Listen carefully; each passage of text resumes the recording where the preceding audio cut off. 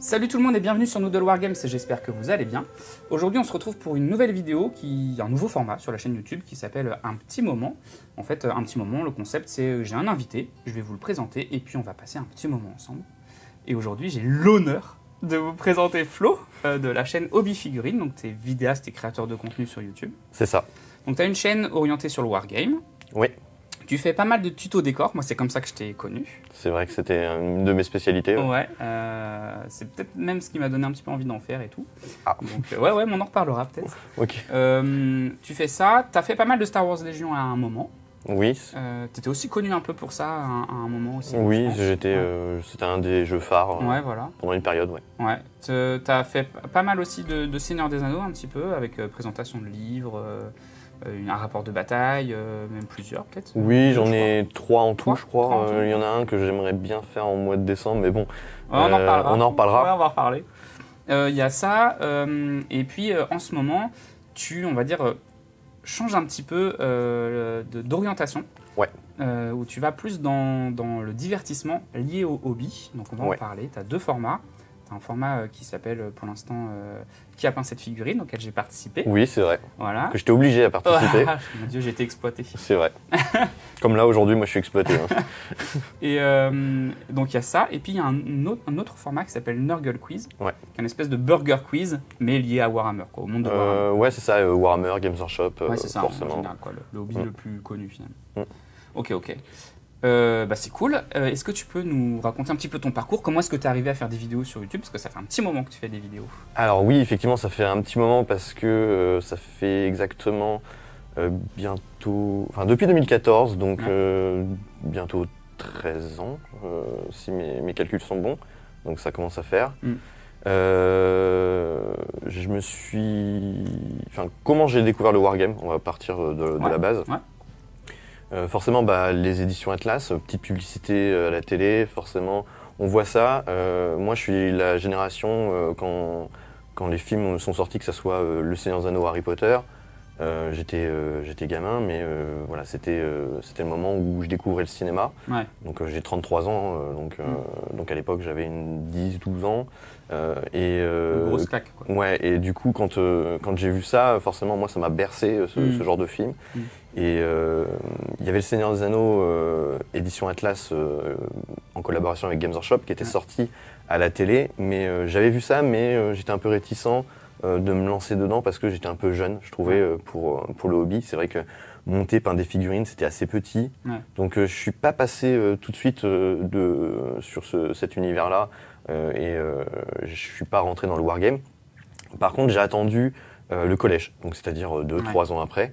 Il y avait un club Warhammer et il y avait des camarades. Ouais, il y avait un club Warhammer qui avait au collège. Alors c'était un petit truc. Et j'ai découvert que il jouait au Seigneur des Anneaux, qui jouait aussi à Warhammer 40 000, la bataille de Macragge.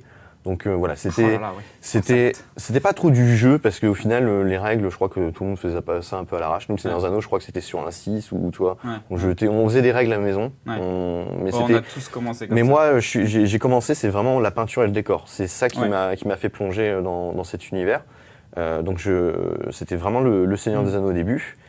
Et puis après, je me suis ouvert. J'ai fait un tout petit peu de Warhammer Battle en collection, mais je suis pas un grand fan. Ouais. Par contre, Warhammer 40 000, j'ai vraiment kiffé grâce à cette boîte-là. L'univers me plaisait bien. Mais c'était juste la collection, la peinture et le décor. Et j'ai tenu même le club Warhammer jusqu'à ma 3e. Parce qu'après, les copains, ils avaient d'autres. C'était toi au début, j'étais pas président. J'étais pas président déjà des élèves du collège. Parce que c'est au moment où j'ai découvert ça que j'ai pris à cœur de prendre le club Warhammer. Parce que sinon, tout le monde allait arrêter, en fait. Ouais, c'est ça, donc j'ai dit non, moi ça me plaît, je prends. Donc j'ai essayé de tenir ça jusqu'à ma 3e. Et puis j'étais très actif même au collège parce que j'étais le président de l'association des jeunes. Je sais plus comment on appelle ça à l'époque. Mais c'est pas la MJC, c'est. Mais voilà, j'ai fait en sorte qu'il y ait toujours des activités, ce genre de choses. Et j'avais tenu jusqu'au bout le club Warhammer, même s'il y avait des moments où c'était compliqué parce que forcément quand il fait beau, c'est pas facile de faire rentrer des gens dans le club et tout. Donc après le collège, j'ai arrêté forcément parce que la période lycée, Il y a moins, on a un peu moins le temps, puis on a peut-être moins la tête à ça. On a tous eu plus ou moins les une pause. filles, Voilà, ce genre de choses. Et puis forcément, après la fin du lycée, j'ai repris. Et, parce que je suis tombé dedans pile au moment où je suis rentré dans un magasin, donc c'était l'espace culturel Leclerc. Et là, il y avait le White Dwarf avec le Hobbit, la sortie du Hobbit. Ça tombait en plein moment de la sortie du film. Du coup, j'ai acheté le magazine et puis là, je pense que White Dwarf, c'est une porte d'entrée gigantesque. Voilà. Et techniquement, je suis retombé dedans, j'ai replongé et j'ai jamais arrêté depuis.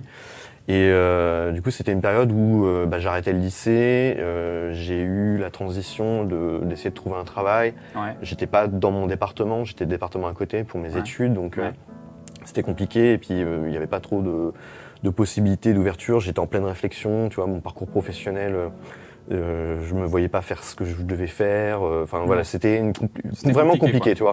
Et du coup, j'ai pris ça comme porte de sortie pour m'évader l'esprit, pour me donner vraiment du plaisir et puis libérer aussi ma créativité parce que je suis quelqu'un qui est rempli de créativité et je savais pas comment l'exprimer. Et puis en redécouvrant le hobby, je suis tombé sur 2-3 vidéos comme ça sur internet, il n'y en avait pas beaucoup. Il y avait ceux qui m'ont donné envie de me lancer dedans, c'était des Suisses et puis 2-3 chaînes américaines, mais en français il n'y avait rien. Peut-être la guerre au garage. J'ai découvert après en fait. J'ai découvert après. J'avais déjà créé ma chaîne YouTube avant que je découvre ça, même Ezekiel de B-Peinture par exemple. Voilà, mais c'était vraiment de la niche. À l'époque, tout le monde filmait avec des appareils photo. C'était souvent des gamins. Franchement, honnêtement, ils avaient 13, 14 ans. Moi, j'ai été un des plus vieux à l'époque sur Internet, alors que j'avais 21 ans. Donc il y en avait très peu qui avaient mon âge, le reste c'était vraiment des gamins. C'était eux qui maîtrisaient le réseau social de l'époque. Donc cette transition s'est faite où je suis retourné chez mes parents malheureusement et puis j'ai décidé le 1er janvier 2014 de créer ma chaîne YouTube. C'était en plein moment où je déménageais, je me suis dit voilà, je vais me lancer dans ça. T'avais quel âge à peu près à ce moment-là ? 21 ans. 21 ans. Okay. C'était une porte de sortie pour moi, je me suis dit ça va me libérer un petit peu mon esprit qui était un peu perturbé par cette situation, parce que forcément l'inconnu, la sortie du lycée, la vie active, etc. Donc voilà, j'ai ensuite lancé cette chaîne YouTube et puis maintenant ça fait 12 ans. J'ai évolué avec cette chaîne YouTube, mon hobby aussi, j'ai appris beaucoup de choses, j'ai perfectionné la peinture, j'ai perfectionné le décor, le jeu. Là, c'est là où je me suis mis à jouer. Ça en même temps que ta chaîne YouTube. Ouais, c'est ça. Ta chaîne YouTube, elle t'a permis d'entrer dans le hobby. C'est-à-dire que j'ai réappris le hobby avec justement cette période-là. Et forcément, il y avait aussi un autre facteur qui changeait, c'est le pouvoir d'achat. Quand j'étais gamin, j'avais pas beaucoup d'argent. Quand j'avais 20 balles pour mon anniversaire, je claquais ça. J'étais émerveillé de rentrer dans un Games Workshop, de voir des trucs. Le White Dwarf, je le regardais, je le décortiquais et tout. Et c'est vrai que avec la chaîne YouTube, j'ai pu justement me construire avec le hobby et cette chaîne YouTube en parallèle. Donc j'ai évolué dans les deux domaines, que ce soit sur YouTube, c'est-à-dire monter des vidéos, etc. Et puis le Wargame. Voilà. Donc je pense avoir tout résumé. Ouais, c'est bien, c'est cool. Non, c'est vrai, c'est un parcours assez atypique parce qu'en fait, tu as replongé dans le hobby en même temps que tu as créé ta chaîne YouTube. Donc les deux se sont nourris en fait l'un et l'autre. Donc c'est assez chouette. Et il y a un truc sur lequel je veux bien rebondir, c'est tu dis en fait on n'a pas trop les moyens quand on est jeune en tout cas nous à notre époque quand on était jeune d'aller dans les hobbies, dans les centres hobbies et d'acheter des figurines et tout. Et en fait le White Dwarf c'était 6 € ou un truc comme ça à l'époque. 6,50. Ouais, 6,50. Donc c'était 6,50. Je crois de mémoire, c'était 5,50 ou 6,50. C'était un truc comme ça. Donc en fait, ça, c'était accessible. Ouais. Et en fait, moi, en tout cas, je l'ai vécu comme ça. En fait, je rêvais plus mon hobby que je le réalisais, en fait. Parce que du coup, il y avait des figurines, mais je crevais d'envie de les avoir, ces figurines-là. Mais en fait, c'était impossible. Donc du coup, tu regardes et tu re-regardes et tu re-regardes en boucle les images des White Dwarf. Tu sais, tu regardes tous les petits détails, les petits machins. Parce qu'en fait, t'as pas les moyens de faire autre chose que ça. Et justement, je vais rebondir sur ça. C'est que tellement j'avais pas les moyens que pour le Seigneur des Anneaux, je fabriquais des flocages ou des porte-étendards avec des cure-dents, des choses comme ça. Je vendais ça 20 ou 30 centimes. Ça me permettait, au bout d'un moment, de payer des pots de peinture. Ah ouais, dans le club Warhammer. Tu vois, je trouvais des combines pour essayer de financer. Ouais. Et oui, effectivement, le White Dwarf, c'était l'échappatoire en fait du problème économique, parce que c'est vrai que c'était un coût. Ouais, tout à fait. Acheter des figurines, c'était 2-3 fois par an. Ouais. J'étais un peu dégoûté parce que j'avais un copain, lui, c'est lui qui me remplissait ma carte de fidélité, parce que lui, il en dépensait pour 100-200 euros et figurines. Moi, je dépensais pour 20 balles. Et puis quand je rentrais dans un Game Workshop, j'aimais pas, parce qu'à l'époque, c'était les vendeurs assez... il faut le bouquin, etc. Mais moi, j'ai juste 20 balles. Moi, je veux pas acheter le bouquin. Je veux acheter des figurines, etc. Et du coup, c'était compliqué, mais en même temps, il y avait toute cette magie. Chose qu'on reviendra peut-être dans l'interview, je sais pas, mais qui a changé un petit peu moi en tant qu'adulte, c'est que même si voilà le pouvoir d'achat, je peux pas m'acheter non plus beaucoup de figurines plus que ça, mais plus qu'avant, ça c'est sûr. Mais du coup, ça reste quand même moins. Enfin, on est dans la surconsommation à l'heure actuelle, je trouve, du hobby. Il y a le FOMO, tu sais. Et puis moins de décors, moins de peinture. Enfin, moi, je rentrais à l'époque dans un Games Workshop, j'avais peur, mais en même temps, quand je voyais des figurines peintes ou etc., enfin, c'était rempli. Maintenant, quand je rentre dans un Game Workshop, limite, je me dis, mais c'est ça le niveau de peinture de ce que proposent des fois certains vendeurs, où les gens ils jouent avec des plastiques non peints. Enfin, voilà, c'est marqué. Enfin, moi, c'est des choses que je comprends pas, mais bon, après, c'est ma culture, ma façon de voir le hobby. On a commencé le hobby à une époque qui était un peu différente. Ouais. Alors, moi, je suis un peu plus vieux que toi, donc j'ai connu le hobby à l'entrée du collège, donc j'avais 11-12 ans. Et moi, à l'époque, alors toi, je sais pas, parce que c'était bataille pour ma crasse, je sais pas où on en était, mais moi, en fait, c'était beaucoup on achetait par blister, en fait. Oui, le plastique, il n'y avait pas trop. Du coup, il fallait mettre déjà 10 balles dans 3 bonhommes en métal, mais en fait, il fallait des régiments, parce que moi, je jouais à Warhammer Battle, donc en fait, finalement, j'achetais un petit peu de tout. Je me suis jamais vraiment constitué une armée complète, mais j'achetais des trucs qui me plaisaient. Et en fait, j'ai vadrouillé comme ça jusqu'à ce que mes parents m'achètent la boîte de base de Warhammer 40 000, où là, dedans, il y avait le bouquin, c'était la V3. Ouais. Il y avait le bouquin et les figurines en plastique, il y avait des Space Marines et des Eldar noirs. Et puis des petits palmiers en plastique, là, qui étaient assez cool. Et une ruine aussi, je me souviens. Et en fait, quand j'ai eu ça, c'était la folie, parce qu'en fait, avant, j'avais les White Dwarf, qui sont quand même des bouquins, mais assez limités. Et là, j'avais un bouquin, mais épais comme ça, à feuilleter, à regarder, ouais, j'ai rêvé mon hobby comme ça, en fait, avec ce bouquin-là, alors que peut-être que j'ai fait, je sais pas, des parties de Warhammer 40 000 dans mon adolescence, j'ai dû en faire 3, quoi. Ouais, c'est ça, clairement. Et justement, en revenant du type de figurine, bon là, c'était l'époque où le plastique était mis en avant, je pense, mais grâce aux Seigneurs Anneaux, je pense. Et par contre, moi, c'est vrai que ma mère, le premier achat qu'elle a fait avec moi dans un Games Workshop, elle voulait pas m'acheter du plastique. Elle préférait m'acheter une figurine en métal. C'était un Nazgûl à cheval. Ça coûtait 17,50 à pied et à cheval. Et elle préférait, parce que ça faisait plus soldat de plomb, plus noble en termes de... Alors que l'autre faisait jouer peut-être. Alors que plastique, oui, mais t'as peut-être plus de figurines, mais c'est moins noble. Il n'y avait pas la culture... ma mère, elle arrivait pas à faire la différence entre... oui, mais c'est du plastique, j'en ai plus. Elle préférait quelque chose, un matériau plus noble, en disant, tu l'as dans la main, tu vois, ça a quand même plus de... Mais elle m'avait acheté que ça. De temps en temps, comme je te dis, à Noël ou anniversaire, j'avais 20 €. Bon, tiens, une petite boîte. À l'époque, c'était 20 € les 24, les Seigneurs des Anneaux. C'était la bonne époque. La bonne époque. Et au fur et à mesure, voilà, j'ai commencé comme ça. J'ai acheté des pots de peinture, etc. Et puis, j'ai amélioré mon stock. Mais c'est vrai qu'au début, il n'y avait que le White Dwarf pour nous faire évader avec ses illustrations, ses textes. Et puis, tous ces petits tutos décors, peinture à l'intérieur, c'est quelque chose. On va revenir un peu plus sur toi. Ouais. Du coup, c'est un peu le principe aussi de cette émission. Du coup, on parlait au tout début que tu avais des piliers sur ta chaîne, qu'il y avait Star Wars Légion à un moment et tout, et que maintenant tu prends un virage. Ouais. Est-ce que tu peux nous en parler un petit peu de ce virage-là vers le divertissement ? Alors déjà de base ma chaîne YouTube était plutôt une chaîne on va dire complète, c'est-à-dire que je propose de tout, que ce soit de la présentation de produits, donc unboxing, test de produits, un petit peu de peinture, un petit peu de décor et un petit peu de jeu, voilà.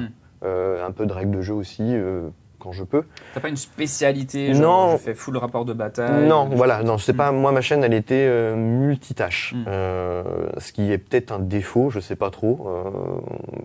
Après, voilà, c'est comme ça que moi je voyais le hobby, l'accompagnement, comme un White Dwarf, comme les éditions Hachette, où tu prends ta figurine, tu commences à la peindre, tu la joues, enfin voilà, tu fais tes décors. Mais tout ça, malheureusement, à l'heure actuelle, où ça fait 12 ans que je suis sur YouTube, on voit de plus en plus de gens qui font du contenu. J'essaye de proposer autre chose aussi pour me faire plaisir, parce que c'est pas toujours gratifiant de faire en fait du montage de vidéos et de voir que t'as pas le rapport vu, etc. Donc j'essaye du moins, mais ça marche pas. Mais ça, c'est un autre débat. Mais de proposer autre chose, voir différemment le hobby avec une consommation nouvelle, parce que maintenant les gens regardent un contenu, se posent des fois dans le canapé ou quand ils mangent ou quand ils payent et regardent le contenu différemment. Alors qu'un rapport de bataille, c'est pas trop le cas. Ça marche moins bien, je trouve personnellement. Ouais. En fait, il y a deux choses, je pense. Il y a le hobby qui a changé. Ouais. En 10 ans, parce que ça fait 12 ans que tu fais des vidéos, donc il a changé, le hobby a changé en fait. C'est plus la même manière de consommer son hobby. Nous, notre époque, c'était plutôt le craft qui était encouragé, la conversion, faire soi-même. Aujourd'hui, on est plus dans un mode, on achète tout fait, et puis on consomme très vite et on passe à autre chose. Et puis, il y a YouTube qui a changé. Ouais. Les gens qui regardaient YouTube il y a 10 ans, c'est pas les mêmes que ceux qui regardent YouTube aujourd'hui. Et la plateforme a changé aussi. La plateforme a changé, ouais, voilà. Donc tout ça fait que effectivement, une chaîne YouTube, elle peut pas rester la même sur toute la durée de sa vie, parce qu'en fait, il faut qu'elle évolue avec le public. Et puis en plus, toi, comme tu parles de Wargame, il faut que tu évolues aussi avec le Wargame. Alors, le pilier du Wargame, parce que là, on parle de Games Workshop pas mal depuis le début, mais c'est parce que c'est le moteur. En fait, si on ne suit pas ça, ça sert à rien de faire des vidéos parce que c'est vraiment le truc moteur. Donc, après, tous les autres jeux qui existent vont suivre ce modèle et puis vont s'en inspirer pas mal. Je pense à Warlord Games parce que tu as commencé aussi à parler de Bolt Action. J'ai fait on a parlé tout à l'heure Star Wars Legion, donc là c'est complètement différent. C'est pas la licence Games Workshop. Il y avait du Bolt Action. Pillage qui commence, alors c'est doucement, mais c'est pareil, c'est pas Games Workshop. Après, c'est vrai que quand on sort de Games Workshop, c'est compliqué. C'est ça. C'est le moteur. Et puis, faut se dire un truc, le Wargame, c'est une niche, et quand tu es dans un autre jeu que Games Workshop, c'est encore une niche, et c'est compliqué. Ouais, c'est compliqué, tout à fait. On parlait de Star Wars Legion, là, juste avant. C'était quand même un truc qui était assez important sur ta chaîne. Même moi qui joue pas à Star Wars Legion, je regardais tes rapports de bataille et puis tes tables de jeu, parce que tu as fait des tables de jeu absolument dingo. J'en ai une ou deux qui étaient pas trop mal. Non, tu m'étonnes. Dagoba, tout ça, moi je l'ai en tête encore, j'ai l'image dans ma tête de la table, donc ça aussi c'est une vraie source d'inspiration, pour moi en tout cas ça a été, j'ai eu envie, je me suis dit, faut que je fasse des tables comme ça, c'est juste fou. Ça m'a même donné aussi envie de faire du Star Wars. Alors Star Wars Legion, j'ai regardé un petit peu, c'est pas mon style de jeu, et du coup j'ai créé un mini-jeu dans l'univers de Star Wars, donc j'ai déjà fait quelques parties avec ce truc là, et du coup on n'en voit plus sur ta chaîne. Tu t'es déjà expliqué sur ta chaîne et tout, mais ici, peut-être que ça peut être l'occasion d'en parler un peu plus ouvertement. Star Wars Legion, je l'ai couvert dès sa sortie. Donc ça fait 7 ans, je crois. Donc c'était quel éditeur? Parce que ça a changé d'éditeur. Alors, de base, c'est FFG. FFG, et après ça a été repris par Atomic Mass Games, mais en France, c'est distribué uniquement par Asmodée. Asmodée a racheté ou il est collaborateur Asmodée de base est le distributeur France. On va pas expliquer dans tout, mais voilà, c'est en France celui qui gère la distribution, c'est Asmodée, et j'ai arrêté pour plein de facteurs. Je pense que c'est la goutte d'eau qui a fait déborder le vase. Premièrement, quand tu fais un contenu, au bout d'un moment, si tu vois que ton audimat te suit plus ou ça marche pas. C'est là que tu as la remise en question. Donc c'est ce que tu avais dit tout à l'heure. Je me suis remis en question, ça marchait moins bien. Je me tapais des heures pour faire des rapports de bataille. Il y en a toujours qui m'en demandent. Mais si c'est 3-4 personnes qui m'en demandent, mais que derrière, ça fait 500 vues, malheureusement, voilà, YouTube, c'est ça, c'est aussi un peu des vues. C'est un peu on fait ça aussi pour avoir un retour. Si on touche plus de personnes, forcément, c'est gratifiant. Parce que toi, tu as cet objectif quand même, peut-être un jour, d'en vivre. Quoi. Ouais, donc, bien sûr. Pour toi, il faut qu'une vidéo, elle ait un impact. Surtout que voilà, on fait juste une petite parenthèse, mais c'est que j'investis beaucoup d'argent. Voilà, il y a ça aussi. Le si peu de moyens que j'ai, j'investis de l'argent. J'investis du temps, comme toi, avec Pillage, avec ta chaîne YouTube. Quand on n'est pas sur YouTube, du moins quand on fait pas des vidéos, on se rend pas trop compte de l'envers du décor, mais c'est du stress, c'est du temps, c'est de l'argent. C'est coûteux de plein de manières différentes. C'est coûteux en temps. C'est coûteux en argent, parce qu'aujourd'hui, il y a une époque, on faisait des vidéos avec des téléphones, mais aujourd'hui, le niveau, il a tellement monté qu'on peut plus se permettre de filmer comme ça à l'arrache dans son garage. C'est mort, les gens, ils regarderont pas, en fait. Il faut qu'il y ait une qualité qui est attendue maintenant sur les plateformes. Donc ça demande du matériel et ça coûte cher. Et c'est aussi coûteux, effectivement, en charge mentale. Parce qu'en fait, il faut prévoir ses vidéos, il faut les réfléchir, il faut trouver des concepts, il faut les monter. Voilà, c'est ça, donc... Organiser une journée, tu vois, comme là aujourd'hui, là, pour le tournage, c'est toute une organisation. Et puis, sauf que moi, vu que j'en vis pas, j'ai un boulot à côté. Du coup, c'est compliqué. J'ai une vie de famille, donc forcément, les petits créneaux de disponibilité, j'y vais à fond. Et c'est vrai que des fois, on néglige un peu la santé pour ça, quoi. Ça arrive. Donc voilà, donc j'ai eu cette réflexion-là. Le problème, c'est que j'ai essayé de tenter d'avoir au moins un partenariat avec le distributeur, donc Asmodée France, même AMG ou FFG à l'époque. Sauf que j'ai envoyé plein de mails, j'ai essayé plein de contacts, et il n'y a qu'une personne en France qui gère ça, donc qui n'a jamais voulu me répondre. Même pas un oui ou même pas un non.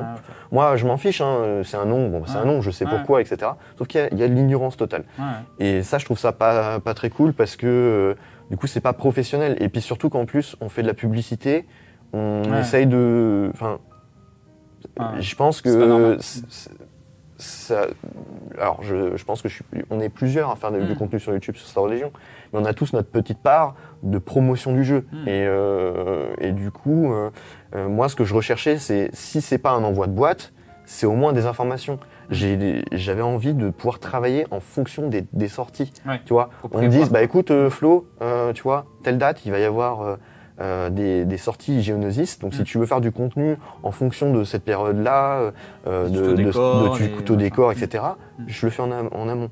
Là, ce qui s'était passé, c'est que par exemple, le passage de la V2, j'avais tourné 2 rapports de bataille. J'en ai un qui sort, je suis en train de commencer le deuxième, paf, V2. Bonjour, aujourd'hui c'est la V2. Du coup, mon rapport de bataille, poubelle, parce que si je le sors, c'est la V1, le temps que je le monte, etc., les gens, ils s'en fichent. Déjà que ça fait pas beaucoup de vues, mais alors si je parle de l'ancienne version, voilà. Donc c'est plein de trucs comme ça qui m'ont un peu dégoûté. Le fait que voilà, j'ai ressenti qu'il n'y avait pas non plus une grande hype au niveau de mon travail, une reconnaissance. Mais ça, c'est un point de vue personnel, j'en veux pas personne. Mais c'est juste qu'au bout d'un moment, si j'estime qu'il n'y a pas le retour de la communauté, tu vois, parce que voilà, si je fais une belle table de jeu, tu vois, si derrière il n'y a pas, merci pour ton inspiration, ça m'a aidé ou quoi que ce soit, qu'il n'y a pas de retour, je vois pas trop l'utilité. Et puis les règles de jeu de cette nouvelle version m'ont pas trop plu. C'est un point de vue personnel. Les figurines, elles ont augmenté, mais de dingue. Enfin, je veux dire, c'est. Comme tu me diras, comme partout, mais oui. Mais moi, je peux pas suivre. Du coup, c'est soit je me spécifie dans un truc, dans Star Wars Legion, mais du coup, je couvre pas tout et je vois pas trop l'intérêt, parce que si je suis. Si t'as pas de partenariat, c'est sûr que c'est compliqué. Voilà, donc. Tout ça, en fait, ça m'a un peu dégoûté du jeu, clairement. J'ai fait une sorte de burn-out Star Wars Legion et j'ai décidé de stopper net pour me concentrer sur autre chose qui me passionnait. Et tu vois, les concepts, je fais peut-être un peu moins de jeux, mais j'essaie de trouver une autre porte, de me faire plaisir dans le hobby sans forcément être rattaché à un jeu spécifique. Et du coup, voilà, je tente, et puis si ça marche, ça marche. Si ça marche pas, j'aurais eu au moins le courage d'essayer et de proposer autre chose que ce qu'on voit sur YouTube. C'est vrai que si on regarde là actuellement tes formats, on n'a pas sorti beaucoup. Non, j'en ai d'autres même en tête, mais je peux pas le dire encore. Allez, un petit teasing, non, je déconne. Non. Mais du coup, c'est vrai que c'est des formats qui changent. Ils sont, quand on réfléchit, on se dit c'est quand même assez dans l'air du temps. Parce que moi, je suis un assez gros consommateur de YouTube. Et je regarde beaucoup Squeezie, par exemple. Ouais, mais clairement, en fait, je m'inspire un peu de ce que font ces youtubeurs-là. Ouais. Alors, attention, hein, c'est du contenu qui est appréciable à regarder à n'importe quel niveau, mais par contre, c'est pas le but de présenter de la merde, entre guillemets. Oui, Enfin, tu vois, c'est pas de la télé-réalité, c'est pas, voilà, c'est pas de la culture du vide non plus. Mais Squeezie, c'est pas du tout ça. Hein. Voilà, c'est ce que je veux dire, c'est que par exemple, qui a peint cette figurine, c'est une réadaptation de Qui est l'imposteur. Et j'adore cette idée, ce principe. J'ai voulu le reformuler dans la version hobby. Ouais. Et j'ai eu que des bons retours, mais par contre, c'est vrai que derrière les vues ne suivent pas, parce que c'est un nouveau concept sur YouTube et que pour l'instant, on ne voit pas trop ce genre de choses. Ouais, et puis c'est vrai que, comme on me disait tout à l'heure, le wargame, ça reste une niche. Donc moi, je trouve que cette idée-là, elle est quand même bien parce que ça ouvre les perspectives où tu dis, même les gens qui finalement ne connaissent pas trop le hobby, ils peuvent s'intéresser parce que c'est un format qui est assez ouvert. Je pense au Nurgle Quiz qui est quand même assez... même si... Un peu plus... les questions sont spécifiques, mais en fait, comme il y a un échange, il y a des blagues, tu vois, il y a... En fait, même si tu comprends rien, tu peux suivre parce que c'est rigolo, quoi. C'est ça. Disons que, par exemple, Qui a peint cette figurine, je le vois plus dans le sens où, par exemple, toi et ta femme, voire même tes enfants, parce que du coup les blagues sont pas mauvaises, hein. C'est pas c'est pour tout le monde, pour le public. Tu te poses dans le canapé, tu te dis tiens, ce soir il y a la vidéo de Flo qui est sortie sur la chaîne Hobby Figurine de Qui a peint cette figurine épisode 3. On va se mettre dans le canapé, on va regarder ça dure 50 minutes, un peu moins, entre 30 et 50 minutes, et puis on va rigoler, on va même parier. Tu vois. Le but c'est tu mets sur pause, et tu te dis tiens, tu penses que c'est quoi, etc. Parce que non, moi je pense qu'il a tort, etc. Et puis voilà, tu passes un bon moment. C'est comme ça que moi je le vis avec les vidéos Squeezie. C'est qu'avec ma copine, on se met dans le canapé, on regarde, et puis on sur le Qui est l'imposteur et on parie, tu vois. Donc je me suis dit, moi j'ai envie de retransmettre ça sur le côté hobby. Par contre, c'est vrai que le Nurgle Quiz, lui, va être plus adapté à un public quand même qui a une culture un peu de Games Workshop. Voilà. Même si c'est pas 100% fluff pour ces personnes qui regardent ça. S'ils n'ont pas la culture 100% fluff, ils vont pouvoir quand même passer un bon moment. Tant qu'ils connaissent un petit peu l'univers. Ça, voilà. Ça permet de découvrir l'univers, en fait, parce que du coup, les questions font que tu rentres un peu plus dans l'univers. Et puis ça reste un jeu, donc ça reste du divertissement. Non, franchement, c'est des bons formats. J'espère que ça va décoller, que ça va marcher. Écoute... je prends du plaisir. Et puis l'avantage, c'est que j'ai au moins les gobelins du bocage qui jouent le jeu. C'est bien d'avoir une association sur laquelle tu peux compter pour faire ce genre de format et tout. Ça, c'est vraiment cool. C'est vrai. Donc n'hésitez pas à aller voir du coup ces formats-là parce que c'est franchement intéressant. Je sais qu'ici, on est sur une chaîne où on ne parle pas trop de Games Workshop, donc vous êtes plus habitué à du wargame historique, voire même que à pillage parfois. Donc n'hésitez pas à vous ouvrir, à aller voir parce que c'est des formats qui sont chouettes. Et justement, j'en profite aussi pour faire la publicité de Qui a peint cette figurine. Si vous êtes une association ou même un groupe de personnes qui voulez participer, vous pouvez poster la candidature. Et puis c'est pas fermé à Games Workshop, hein. Enfin c'est pas que exclusivement Games Workshop. Bien sûr. Par exemple, si vous êtes la communauté pillage, vous avez envie de présenter pillage sur Qui a peint cette figurine, ça sera avec grand plaisir. C'est vrai que je parlais de Nurgle Quiz plus. Mais... pour Nurgle Quiz, par contre, c'est Games Workshop. Mais après, pour les autres concepts, même les autres concepts qui vont venir à l'avenir, c'est multijeu, hein. Attention. C'est vraiment tout univers. Ça peut être du pillage, ça peut être du Star Wars, ça peut être je sais pas, du Seigneur des Anneaux, du Harry Potter, de ce que vous voulez. Enfin bref, il y a plein de choses à faire, encore une fois, dans différents univers. Je suis pas focus sur Games Workshop. C'est juste que le Nurgle Quiz, pour moi, s'adaptait plus à Games Workshop par rapport dans la thématique. Voilà. Ok. C'est top tout ça. Il y a un autre type de contenu sur ta chaîne, c'est les bons plans. Alors ça, faut qu'on en parle. Les bons plans, c'est un format où en fait tu présentes du matériel issu de boutiques qui sont un peu low cost comme Action ou des Wish, etc. Des grossistes en ligne, souvent chinois, des trucs comme ça. Et du coup, tu présentes en fait du contenu pour ça, des produits qui vont permettre de faire après des décors ou aider à la peinture, ou en tout cas faire son hobby avec des produits pas chers. Sur le principe, je trouve ça assez cool. Ça fait beaucoup de vues. Quand même, ça fait beaucoup. Je suis pas habitué, donc oui, par rapport à ma chaîne YouTube. Par rapport à ça draine. C'est pour ça que je continue aussi. Oui, je comprends. Moi, j'ai une critique là-dessus. Vas-y, pas de problème. Parce qu'en fait, alors, pour être honnête, moi, je voulais faire une vidéo construire sa table de jeu entièrement chez Action. J'y ai pensé aussi. Donc en fait, prendre tous les trucs chez Action et tout ça. Donc j'avais commencé à réfléchir et puis je suis tombé sur un reportage sur Action qui montre l'envers du décor de comment sont traités les employés et j'ai fait ok, c'est mort, jamais je fais de vidéos là-dessus sur ma chaîne YouTube parce qu'en fait c'est pas trop dans mes valeurs quoi. Okay. Et du coup c'est vrai qu'il y a cette critique là qu'on entend quand même beaucoup de gens qui disent ouais mais ça vient de Chine machin. Et en même temps on va pas se mentir, les gens consomment, ils achètent chez Temu, ils achètent chez Shein, ils achètent partout. Mais tout vient de Chine pratiquement. Bah oui voilà c'est ça. Même quand on achète sur Amazon, les produits sont les mêmes en fait. Enfin oui c'est les mêmes en fait, c'est le même revendeur. Donc il y a quand même cette critique. Comment est-ce que toi tu te positionnes par rapport à ça? Alors déjà, premièrement, je ne force personne à acheter quoi que ce soit. Donc, oui, tout à fait, oui, bien sûr. Donc moi, je partage juste des bons plans pour la simple et bonne raison que on va revenir un peu forcément à mon parcours. Ouais. Je gagne pas beaucoup d'argent, très peu d'argent. Déjà sur YouTube, c'est ouais. compliqué. Ouais. J'ai un salaire qui est correct, mais voilà, j'ai un train de vie compliqué. Hein, oui, bien sûr, forcément. Ouais, bien sûr. Mais même, du coup, moi, le hobby, je leur depuis ces dernières années, on va dire, c'est depuis le Covid, on va dire, ça a pas mal basculé, enfin tout, l'inflation et tout. Ouais. J'ai retrouvé en fait une idéologie de consommer le hobby à essayer de le toujours avec la passion, mais avec le moindre coût. Ouais, ok. Et le problème, c'est que par exemple, en fait. voilà, et du coup, faire une table de jeu, si tu fais une table de jeu 100% Green Stuff World, Army Painter, avec des matériaux que tu achètes à Castorama, Bricomarché, ou enfin bref, je cite plusieurs marques pour pas avoir de soucis.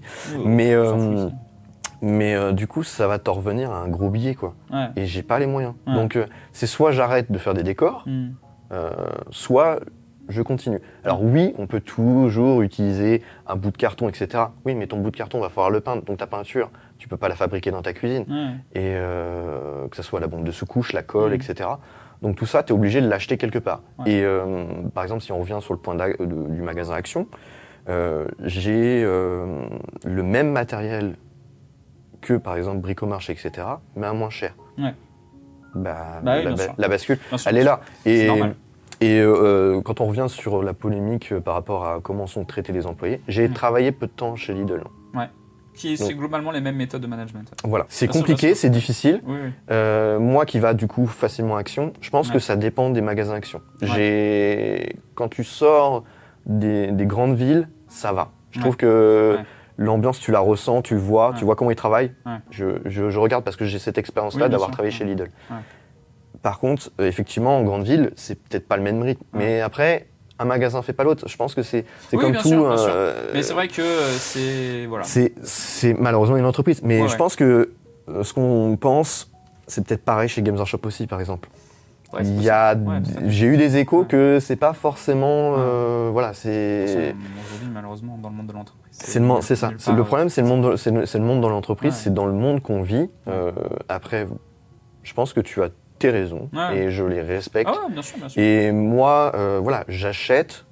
Si j'ai la possibilité de trouver à bas prix autre part, je le ferai. Surtout qu'il y a un autre argument pour le fait d'aller chez Action ou tout ça, c'est qu'on trouve des produits qu'on ne trouve pas ailleurs. Typiquement, moi, je suis allé quand même chez Action acheter. C'était grâce à toi d'ailleurs, tu avais fait une vidéo que j'avais vue. Parce qu'en fait, moi, j'ai le projet de faire une mode castrale. Et il me faut une palissade en fait.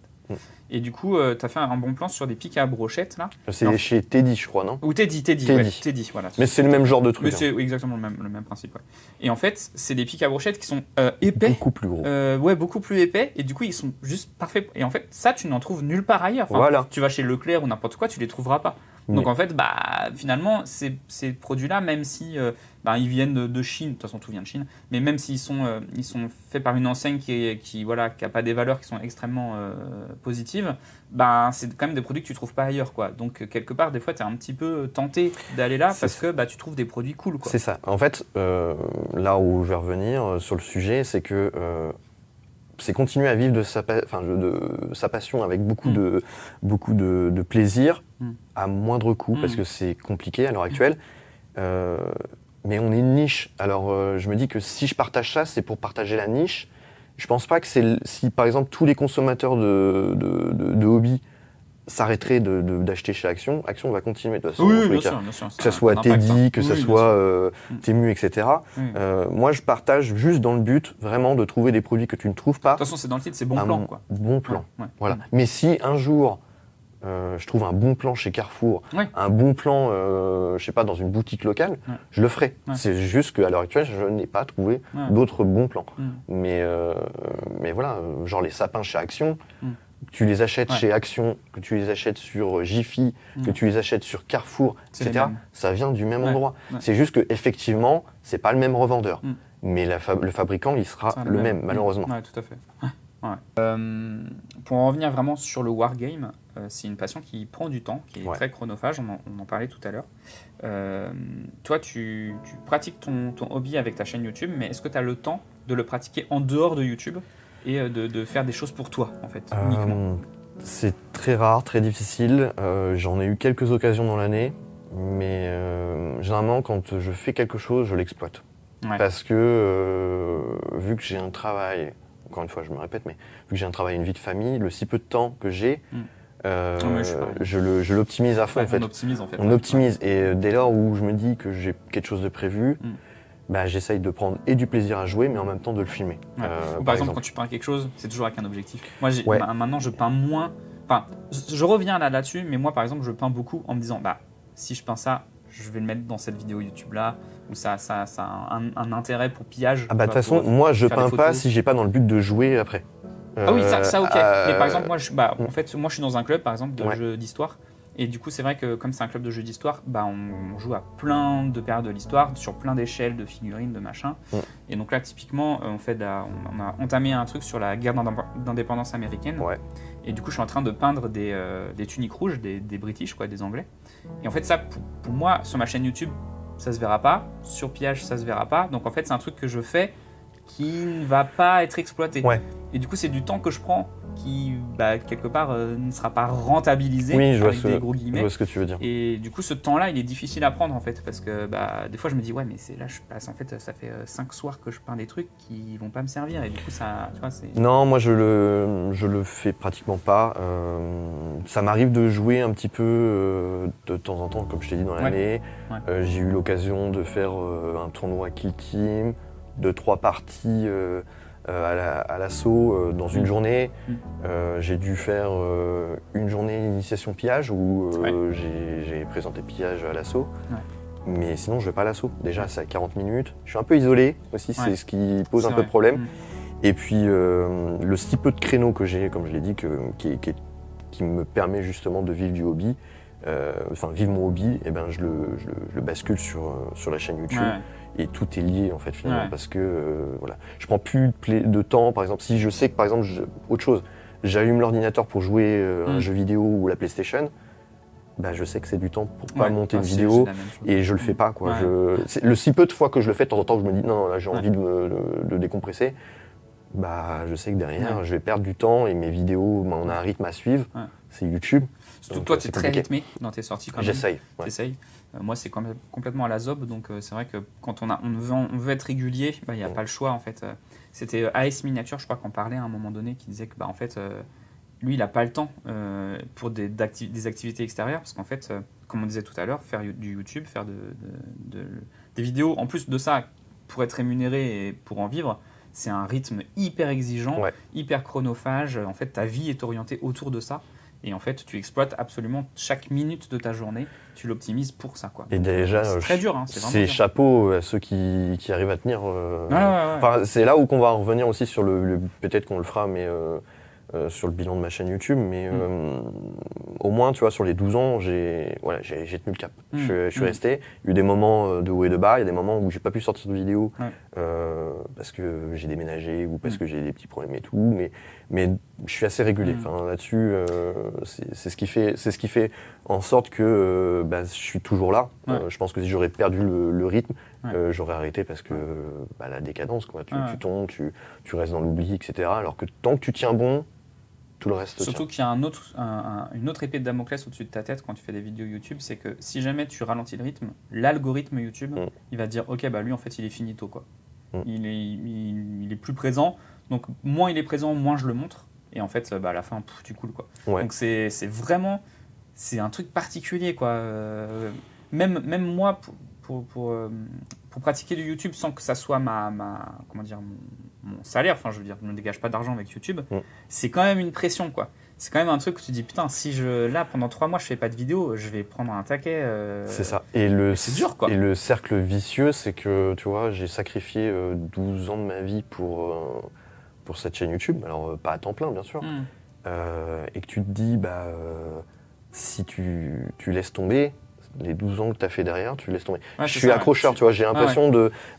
T'as l'impression d'abandonner. Je sais même pas si j'arriverai, tu vois, vu que si c'est un échec complet, etc., je sais pas si j'arriverai à me décrocher ça, parce que j'ai tellement mis d'énergie, d'argent, d'espoir, d'envie, d'ambition, etc. dans cette chaîne YouTube que se dire j'arrête, je crois que ça serait une deuxième mort pour moi. Ouais. Clairement. Ça serait compliqué. Un arrachement, quoi. Ouais. Du coup, donc, on parlait de YouTube et puis du fait d'avoir l'épée de Damoclès au-dessus de sa tête aussi par rapport au rythme de sortie. Il y a un autre truc aussi qui influence, je pense, ta chaîne YouTube, c'est l'algorithme. L'algorithme YouTube, c'est un truc un peu obscur qui change tous les 3 ans, 4 ans et qui, change toute la manière de recommander les vidéos aux spectateurs, de mettre en avant certains contenus et pas d'autres, etc. Et en ce moment, l'algorithme a changé il n'y a pas très très longtemps. Il y a beaucoup de vidéastes qui s'en plaignent. J'ai vu une vidéo de Nota Bene qui fait des vidéos sur l'histoire, qui disait que lui, il avait certaines de ses vidéos dont le nombre de vues avait été divisé par 2, voire par 3 parfois. Donc c'est quand même un gros truc. Ce nouvel algorithme, il met en avant les nouveaux créateurs de contenu, les gens qui viennent de créer des chaînes YouTube, parce que le but, c'est d'essayer de renouveler l'audience sur YouTube et de recapter des jeunes, en fait. Est-ce que toi, tu as ressenti ça sur ta chaîne YouTube ? Pour être tout à fait franc, pas trop, parce que disons que déjà, moi, quand j'ai créé la chaîne YouTube, je me suis lancé avec peu de moyens, et puis au fur et à mesure, je me suis adapté. Donc, j'avais pas un plan défini, je connaissais pas l'algorithme, moi j'ai appris sur le tas, clairement sur le tas. J'ai encore beaucoup de choses. Je suis pas le meilleur créateur de contenu dans la vision de ce qu'est YouTube. C'est-à-dire que tout ce qui est l'algorithme, les mots-clés, etc., j'ai du mal. J'essaye, je me construis au fur et à mesure, mais par exemple, si on prend d'autres YouTubeurs, eux, ils ont déjà le business plan. En 2 ans, ils ont déjà explosé les stats. Même pour les gros, c'est difficile. Mais disons que moi, sur 12 ans, je fais déjà si peu de vues, j'ai pas, sur 12 ans, 20 000 abonnés, c'est pas mal, mais il y en a même pas 2 ans, ils ont déjà ça. Donc eux, je pense que c'est plus impactant pour eux que pour moi. Parce que moi, ça fait 12 ans que je suis comme ça, dans la petite pente montante, tout doucement, je monte, je suis là, je monte, mais c'est une petite courbe. Alors que eux, c'est comme ça, et puis d'un coup, ça commence à chuter un peu. Donc moi je le ressens pas trop. Je trouve que justement vu que cette année j'ai réussi à être pas mal productif, j'arrive à combler un petit peu le truc. Mais après ça a toujours un peu angoissé l'algorithme. Un coup tu comprends pas, tu as une vidéo qui fonctionne, t'en as une autre, elle fonctionne pas. Ah c'est obscur. Par exemple on reprend une vidéo tuto décor, une deuxième... Tu sais pas pourquoi, c'est pourtant le même sujet, ça marche pas. Un bon plan, c'est pareil. Le numéro 13 va être meilleur que le numéro 14. Le numéro 15 va être encore meilleur que le numéro 13. Mais après, le suivant, il va être moins bon. Enfin, tu sais pas pourquoi. Donc, voilà. Moi, ce que j'aime pas trop avec YouTube à l'heure actuelle, c'est qu'on est plus dans la surconsommation et des fois dans de la vidéo où tu réfléchis pas trop, tu vois. C'est vraiment plus du tout le même YouTube que j'ai connu, ça c'est vrai. Et mais les stats, je pense qu'elles vont réévoluer. L'algorithme aussi. Pour toi, c'est pas un sujet d'inquiétude, quoi. Ça a déjà toujours été compliqué pour moi, donc pour moi, voilà. Ça fait partie de ton plan d'évolution. Par contre, oui, effectivement, ça aurait été compliqué si du jour au lendemain, je fais 10 vues. Là, je t'avoue, ou 100 vues. Mais je suis toujours constant, donc je fais dans la moyenne presque 1000 vues. Des fois ça marche pas trop, des fois ça marche un peu plus, mais voilà, c'est pas... Je le ressens pas trop. Ouais. à mon Est-ce que point de tu vue. sais, au niveau statistique d'ailleurs, si c'est 1000 vues, c'est toujours les mêmes personnes? Ou est-ce que c'est un public qui se renouvelle et puis qui vient picorer en fait tes vidéos? Est-ce que tu sais t'as un moyen de le savoir ça? Bah déjà, je crois que tu as toujours la marge de 30% d'abonnés qui regardent tes vidéos. Je sais pas si Ouais. c'est à peu près pareil. Moi j'ai un peu plus quand même, mais. Mais bon, déjà, ça dépend de ce qui sort. Mais par exemple, quand je me suis mis à Star Wars Legion, j'ai trouvé mon public. Après, quand j'ai sorti les bons plans, c'est un autre public qui est arrivé. C'est vrai que quand j'ai sorti cette série de vidéos de bons plans, où j'ai trouvé un nouveau public. C'est-à-dire qu'il y en a qui me l'ont dit dans les commentaires, je viens pour les bons plans. Donc, vu que je suis un peu multicasquette, c'est là aussi où je pense que ça a clairement cassé mon algorithme YouTube. C'est qu'il y en a qui se sont abonnés pour un type de truc. C'est le problème d'être multi. Voilà. Et derrière, il y en a qui vont venir que pour ça, d'autres pour autre chose. Et j'ai intérêt d'être constant dans tout. Sinon, je peux peut-être perdre un peu mon public. Pas facile. Ouais, c'est pas facile. Ouais. C'est pas facile de gérer ça. C'est Iggy de Iggy TV là, qui en parlait aussi, parce que lui, il fait du multijeu. Et il fait souvent la comparaison avec des chaînes YouTube qui sont vraiment focalisées sur un type de contenu. Donc, qui vont faire par exemple que du Age of Sigmar, ou que du Warhammer 40 000, ou que du Games Workshop même, à la limite. Et c'est vrai que quand on est multicasquette, qu'on présente à la fois du jeu, à la fois du décor, à la fois de la peinture, bah, on a un public soit qui est en fait un public généraliste, c'est-à-dire qu'en fait il vient parce qu'il aime un peu tout, et il te suit, et puis il aime aussi ta personnalité, parce qu'il y a aussi ça, il ne faut pas se mentir, sur YouTube, on se présente, on montre notre tête, c'est une personnalité, donc soit tu accroches à la personnalité et tu regardes son contenu, soit tu n'accroches pas et bah, en fait tu suis pas, quoi. Donc il y a aussi tout ça à prendre en compte. Et c'est vrai que malheureusement le multicasquette il est un peu moins rentable entre guillemets, parce que bah, justement ce public là il va venir picorer des trucs et pas d'autres. Et donc, bah voilà, c'est un peu. Ouais, non, c'est clair, c'est clair. Ouais. Ok, bon, c'est super intéressant tout ça, mais moi, il y a une question je vais pas dire qui me hante, mais en tout cas que j'ai peur. Un moment. Moi, je suis assez attaché au Seigneur des Anneaux, c'est un univers qui me plaît pas mal, que tu développes pas mal sur ta chaîne. Pas tant que ça, malheureusement. Mais sur le YouTube français, il y a quasi rien. Et je crois que c'est même en train de parler de. Ouais, il y avait, et puis là, ça.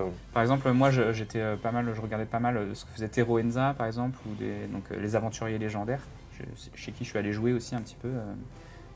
Et il fait plus de contenu. Enfin, voilà, le Seigneur des Anneaux est en train de disparaître un peu. Il y a le maître Dédé qui faisait aussi avant. Ouais, mais pareil, je crois qu'il y a 2-3 vidéos. Ça fait 2-3 mois, je crois qu'il est plus. Bah oui, il fait plus trop de contenu. Compliqué.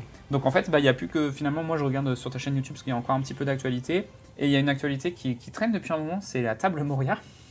Oui, mais justement, je devais la faire en décembre. En fait, voilà, on va revenir sur le. Parlons Moria, parlons Seigneur des Anneaux. Le problème que j'ai à l'heure actuelle, on parlait du temps, de l'argent, mais de l'espace. Ah oui, c'est vrai, exactement. C'est aussi une grosse la preuve, hein, on est ici dans cette le souci, c'est que moi, tout tient dans 10 mètres carrés. Et quand je fais une table de jeu, jamais où une fois qu'elle est faite. Parce que si je change autre chose, je sais pas comment faire. Donc j'essaye. Non, j'en ai pas. Donc, et puis j'ai pensé à louer un garage, mais faut le problème d'humidité. Donc faut un truc qui soit bien isolé. Le budget. Donc à l'année, ça te fait un bon billet, ça te fait 700 € au minimum. Je n'ai clairement pas les moyens. YouTube et Tipeee ne m'aident pas sur ça. Enfin, je veux dire, je pourrais pas. C'est sûr que j'aurais plus de moyens, ça serait différent. Je ferais plus de tuto décors. Je suis juste limité en termes d'espace. Et quand, pareil, j'essaye de revendre des décors, par exemple, ma table Naboo, j'ai mis pratiquement 1 an à vendre tout, sauf le plateau. Parce que le plateau, il peut pas se déplacer. Ben non, ils peuvent pas. Moi, je suis en Normandie. J'aurais été en région parisienne, peut-être que ça aurait été autre chose. Mais là, les gens, ils peuvent pas se déplacer pour acheter. Donc c'est compliqué et ça te reste sur les bras, donc tu brades, tu fais en sorte que ça parte ou tu le retransformes. Et du coup, la Moria, j'avais envie de la faire, mais le problème c'est que j'avais encore ma table Naboo du championnat de France de 2023 de mémoire qui me restait sur les bras. Donc là, j'ai réussi, ça y est, à m'en débarrasser. J'espère commencer en décembre. J'ai juste les piliers et tout, mais j'ai encore le fond en fait à faire, mais il faut que je puisse trouver le temps et l'espace pour le produire, parce que dans le studio, tout ce que je fais en termes de décor, c'est dans cette pièce-là. Donc si j'ai le malheur d'avoir par exemple un rapport de bataille qui est déjà tourner, le décor il reste sur place tant que j'ai pas fini la post-production. Je peux pas le déblayer juste pour faire autre chose, donc c'est hyper compliqué. Donc le Seigneur des Anneaux, j'aimerais en faire plus. En fait, j'aimerais faire beaucoup de choses. C'est là où on a le problème. Je suis hyper gourmand, je devrais peut-être me recentrer un peu plus. Mais c'est la passion en même temps. C'est comme toi, je pense que tu es passionné par plein de choses. Mais on a trop de limites et j'aurais un espace plus conséquent, ça se passerait différemment. Ouais, bien sûr. Mais par exemple, là, la pièce où on est à l'heure actuelle, elle est limite 2 fois plus grande que mon espace. Donc je peux pas stocker. J'aurais au moins cette grandeur-là, je pense que ça serait différent. Ouais, tout à fait. Ouais, l'espace est aussi un truc à prendre en compte dans notre passion. Et puis il faut pas, c'est là où il faut aussi trouver la limite en tant que créateur de contenu qui travaille chez soi, c'est de ne pas dépasser dans le cadre familial. Ouais, tout à fait. C'est-à-dire que tu peux pas stocker, ça m'est déjà arrivé. Vu que j'ai pas beaucoup d'espace, quand je reçois par exemple pour un rapport de bataille au studio, j'ai 2-3 bricoles qui sont là, je suis obligé de les déplacer dans une pièce, genre dans la salle de bain, etc. Juste le temps du tournage, et après devoir les remettre. Parce que si je les laisse, là, je me fais tuer, mais c'est normal. Donc c'est compliqué l'espace. Moi, avant d'avoir le studio ici, quand j'ai lancé Pillage, donc j'ai imprimé 1000 livres. Donc les 1000 livres, ils étaient stockés chez moi, quoi. Donc j'avais un mur, c'était un mur de carton en fait, donc qui prenait ça d'épaisseur sur la maison. Et du coup, ce qui était derrière le mur, il a fallu le mettre ailleurs. Enfin, c'est un bordel parce que j'ai pas de garage non plus. Donc, en fait, avant le studio, j'avais ma pièce de 9 mètres carrés comme toi pour faire mon hobby, quoi. Et ça débordait de partout. Et ma compagne, elle en avait marre parce qu'en fait, ça prenait partout, quoi. C'est juste dommage que je suis à 4 heures de route parce que j'aurais bien stocké du décor ici. En fait, pendant que tu parlais, j'y pensais. Je me disais, mais en fait, pourquoi est-ce qu'ils ne mettraient pas là? Mais c'est vrai qu'il y a 4 heures, quoi. Mais après, si jamais.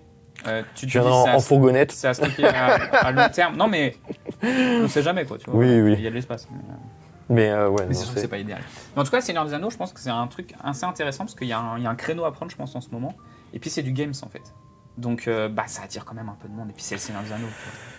Alors, c'est games sans être games. Ce n'est plus le jeu phare qu'il a été dans les années 2000. Je pense qu'ils se sont complètement loupés avec la sortie du Hobbit. Ils ont eu la première vague qui était bien. Après, moi, j'aime bien le Hobbit. Attention, je trouve qu'il y en a beaucoup qui n'aiment pas. Mais moi, j'aime bien. Je trouve que, par exemple, comparé aux Anneaux de pouvoir, c'est encore différent. Là, on est encore. Les Anneaux de pouvoir, c'est différent. C'est joli esthétiquement, mais alors l'histoire est à chier. C'est un peu longuet, quoi. Mais moi, le Hobbit, j'ai bien aimé. Voilà, j'ai bien aimé. Je trouve que c'est. Il a dit les termes. Non, mais j'ai bien aimé. Je le mettrais toujours en dessous du Seigneur des Anneaux. Moi, mes enfants, ils préfèrent le Hobbit au Seigneur des Anneaux. Mais moi, j'aime bien. Mais faut se dire aussi que le Hobbit, c'est normalement un conte pour enfants. Ouais, c'est ça. Donc les gens ont du mal à faire la bascule. C'est un peu moins noir que le Seigneur des Anneaux. C'est moins dark, c'est moins sombre. Ils ont essayé quand même. Mais ils ont essayé, tu vois. Il y a quand même. Et moi, je l'ai bien aimé. Alors oui, effectivement, il y a des choses qui sont pas parfaites et tout. Mais par exemple, si je devais comparer ce qu'a fait Peter Jackson et ce qu'a fait Disney avec Star Wars, moi je trouve que l'univers du Seigneur des Anneaux s'en sort peut-être un petit peu mieux que Disney avec les séries Star Wars. Enfin, ça dépend. Voilà, ça dépend desquelles, etc. Après, ce qui est bien, c'est que derrière, on va être tous rassemblés sur un univers. Oui. On aime ou on n'aime pas ce qui a été fait. Oui, mais c'est pas grave. Mais on reste fan de l'univers. Ouais, tout à fait. Tu vois, t'es peut-être pas fan forcément du Hobbit, mais tu aimes l'univers. Ouais, complètement. Voilà. Et je sais plus c'était quoi la question. C'était de se dire que en fait c'était un peu du créneau. games. Enfin, tu vois, c'était quand même ça restait comme une grosse licence avec un gros éditeur. Mais le problème c'est que justement on revient sur le fait que ça soit avec Games Workshop. Je pense qu'ils font juste en sorte de garder la licence pour pas qu'il y ait un concurrent qui puisse sortir son épingle du jeu avec cette licence-là. Asmodée ou je sais pas. Enfin après il y a peut-être d'autres. Je pense qu'il y a des gens qui sont. Je pense qu'ils font tout pour garder les droits, mais ils en ont strictement rien à faire. Il y a 2-3 personnes qui font en sorte de tenir encore le Seigneur des Anneaux, mais tu sens pas que c'est Games Workshop. Tu sens que c'est des gens qui ont été là depuis le début, qui se disent on va garder, on est des passionnés. Et puis on va tenir un petit peu la barre, mais il y a quand même de l'investissement parce qu'il y a une nouvelle version qui vient de sortir. Il y a les Rohirrim qui viennent de sortir en plastique, nouveaux. Donc tu sens qu'il y a quelque chose quand même. D'accord. Mais d'accord. Ok. Est-ce que Games Workshop a fait la promotion, par exemple, avec des créateurs de contenu sur le Seigneur des Anneaux en France? Mais de toute façon, ils font jamais ça, Games. Bah oui, mais Ils ils envoient le juste font, des ils le boîtes. font. Oui, mais ils le font. Ils auraient pu dire, bah écoutez, on veut mettre le jeu en avant, etc. On aurait pu, par exemple, dire, voilà, French Game Studio, on te paye pour faire la promotion parce que Ah, mais t'es ils le font numéro pas en ça, France. hein, ils font- Ils le font pas. Ouais. Donc, mais par contre, quand c'était, par exemple, les Résidorus, ils avaient invité, par exemple, tous les créateurs de contenu à Nottingham. Ouais, mais c'est un truc exceptionnel. Enfin, ils le font une fois tous les 10 ans déjà d'inviter les gens et forcément ils vont le faire sur leur grosse licence. Je sais Mais- pas. mais Moi, en tout cas- j'ai pas l'impression en tout cas, qu'il y ait autant envie de la part de Games Workshop de mettre plus que ça en avant. Ils gardent la licence, mais c'est un Oui, peu mais de toute façon, il mort.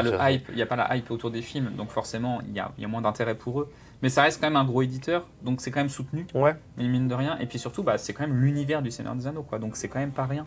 Donc c'est vrai que je pense qu'il y a un public quand même qui est là. Il y a un public. Il évoluera le jour où il y aura un contenu qui sera plus. Je l'espère pas parce que j'ai peur que ça soit détruit, mais un peu comme l'a fait avec Disney, Marvel, tu vois. Ah oui, oui. Où il y a des séries dérivées, Ouais, etc. ça devient un Ce qui univers risque d'y étendu. avoir avec Warhammer 40 000. Ouais. Quand il Oui, va y avoir tout à fait. la bascule. Ouais. Quand il va y avoir plein de choses, de contenu sur l'univers. Là, Peut-être, c'est un peu mort. Il y a eu le dessin animé l'année dernière. J'ai même pas été le voir parce que moi, l'animation, c'est pas mon truc. Ouais. Enfin, du moins, ce type d'animation-là. J'ai essayé de regarder sur ma télé du coup parce qu'il est sorti sur Netflix ou je sais plus quoi. C'est. Bah, tu vois, moi, j'ai vu la bande-annonce, je me suis dit, mais c'est pas ce type de dessin que je voulais voir. Ouais. Donc, j'ai pas regardé. Ouais. Donc, derrière, c'est normal aussi que ça flop. Games Workshop, ils sont frileux. Ouais. Ils sont frileux, ils se sont dit, oula, ça a pas trop bien marché. Bon, bah, écoutez, on a sorti la boîte de base. On va voir ce que ça donne. Mais je pense pas que. Tu vois, dans un an, les sorties Games au niveau du Seigneur des Anneaux, ça va être comme ça, quoi. Ouais. Ça va être là, puis tous les autres jeux, c'est forcément là. Ouais, Et c'est bien normal sûr. après. Donc Table Moria, pas tout de suite, quoi. J'aimerais me lancer en décembre, en tout cas. Ok. Après, on a parlé aussi de la place, mais il y a aussi le budget. Ça, Ouais, bien sûr. il y a des périodes dans l'année où voilà, c'est compliqué. Moi, je serre la ceinture, c'est comme ça. Ouais, c'est normal, hein. C'est pareil pour tout le monde là-dessus. Mais non, j'ai envie, et j'ai même envie de faire d'autres choses. Tu vois. J'ai essayé de planifier, pareil, avec des gars pour un rapport de bataille dans un an en décembre. Mais C'est difficile, ouais. il faut pouvoir organiser ça, quoi. C'est compliqué, quoi. Ok. Il y a un autre type de contenu aussi que tu fais sur. Puis on va s'arrêter là pour au niveau des questions globales. C'est que tu t'orientes un petit peu vers l'historique en fait. Alors ici on est sur une chaîne YouTube qui fait du wargame historique, plutôt orienté Moyen-Âge, mais je vais faire du bolt action bientôt. Ça fait longtemps que je dis, mais ça va finir par arriver. Toi aussi, t'as des projets. J'ai plein de projets. Et toi aussi, tu as commencé à faire de l'unboxing autour de Bolt Action. Tu as commencé à présenter des choses. Tu commences à faire un petit peu de pillage aussi. Ouais. Est-ce que c'est aussi quelque chose que tu aimerais développer? Et puis peut-être à court terme, est-ce que ça va arriver sur ta chaîne YouTube? Déjà, moi j'ai toujours été passionné par l'histoire. Donc j'aime beaucoup, alors pas toutes les périodes, mais... T'habites sur un territoire d'histoire, quoi, la norme. Voilà, donc justement, tu vois, si on reprend le côté pillage et le côté bolt action, oui. on est en plein dedans. Enfin, moi, Basse-Normandie, ouais, je suis à 20 minutes des plages, je suis à 30 minutes de Caen, donc je suis en plein dedans, tu vois, j'ai été bercé par ça depuis gamin. Disons que là où on va revenir sur ce qui s'était passé avec Star Wars Legion, c'est que contrairement à Star Wars Legion, Asmodée qui gère Star Wars Legion m'a pas donné suite, etc. Alors que Warlord Games ou même toi, je veux dire en tant qu'éditeur du jeu, t'as été OK pour un partenariat. Alors, pas rémunéré, bien sûr, moi je sais pas ce que je recherche, mais au moins dire, pas de problème, tu veux tester le jeu, tu cherches, je t'envoie le bouquin, tu testes, tu fais des vidéos, même sans forcément en contrepartie devoir sortir la vidéo si le jeu le plaît pas, tu vois. Sûr, mais une bonne relation, tu vois, un truc. Pareil avec Warlord Games, tu vois, j'ai demandé, voilà, est-ce que je pourrais tester, présenter, parce que je voulais fêter les 80 ans du débarquement. Donc je me suis dit, Bolt Action, voilà, ça me donnait un petit peu envie, etc. Donc, OK, pas de problème, on t'envoie une boîte. Bon, super, tu vois, mais je m'attendais pas forcément à... si ça aurait été négatif, ça aurait été négatif, pas de problème. Donc, il y a eu un bon échange, voilà, donc j'ai mis en avant un petit peu Bolt Action. Selon les vidéos, ça marche, d'autres pas trop. Bon, après, c'est comme ça, je pense que c'est pareil, c'est le temps que ça se mette en place et tout. Pillage, j'en ai sorti une. J'avais le malheur en fait d'avoir un problème sur un tuto peinture où en fait au final le focus était pas bon. Aïe, aïe, aïe, aïe. Donc je suis dégoûté. Ouais, Donc du coup je dois le refaire, mais forcément avec les actualités etc. Je suis pas dedans. Donc je vais faire, oui, bien sûr, des vidéos pillage parce que ça me plaît, parce que j'aime bien cette période. Je trouve que le côté créatif est aussi en plein dans mes valeurs. Ouais. Ça se marie très bien. Bolt Action aussi, du coup. Ouais, tout à fait. Le seul problème avec Bolt Action, c'est que j'ai pas le bouquin VF et j'ai pas forcément non plus les joueurs.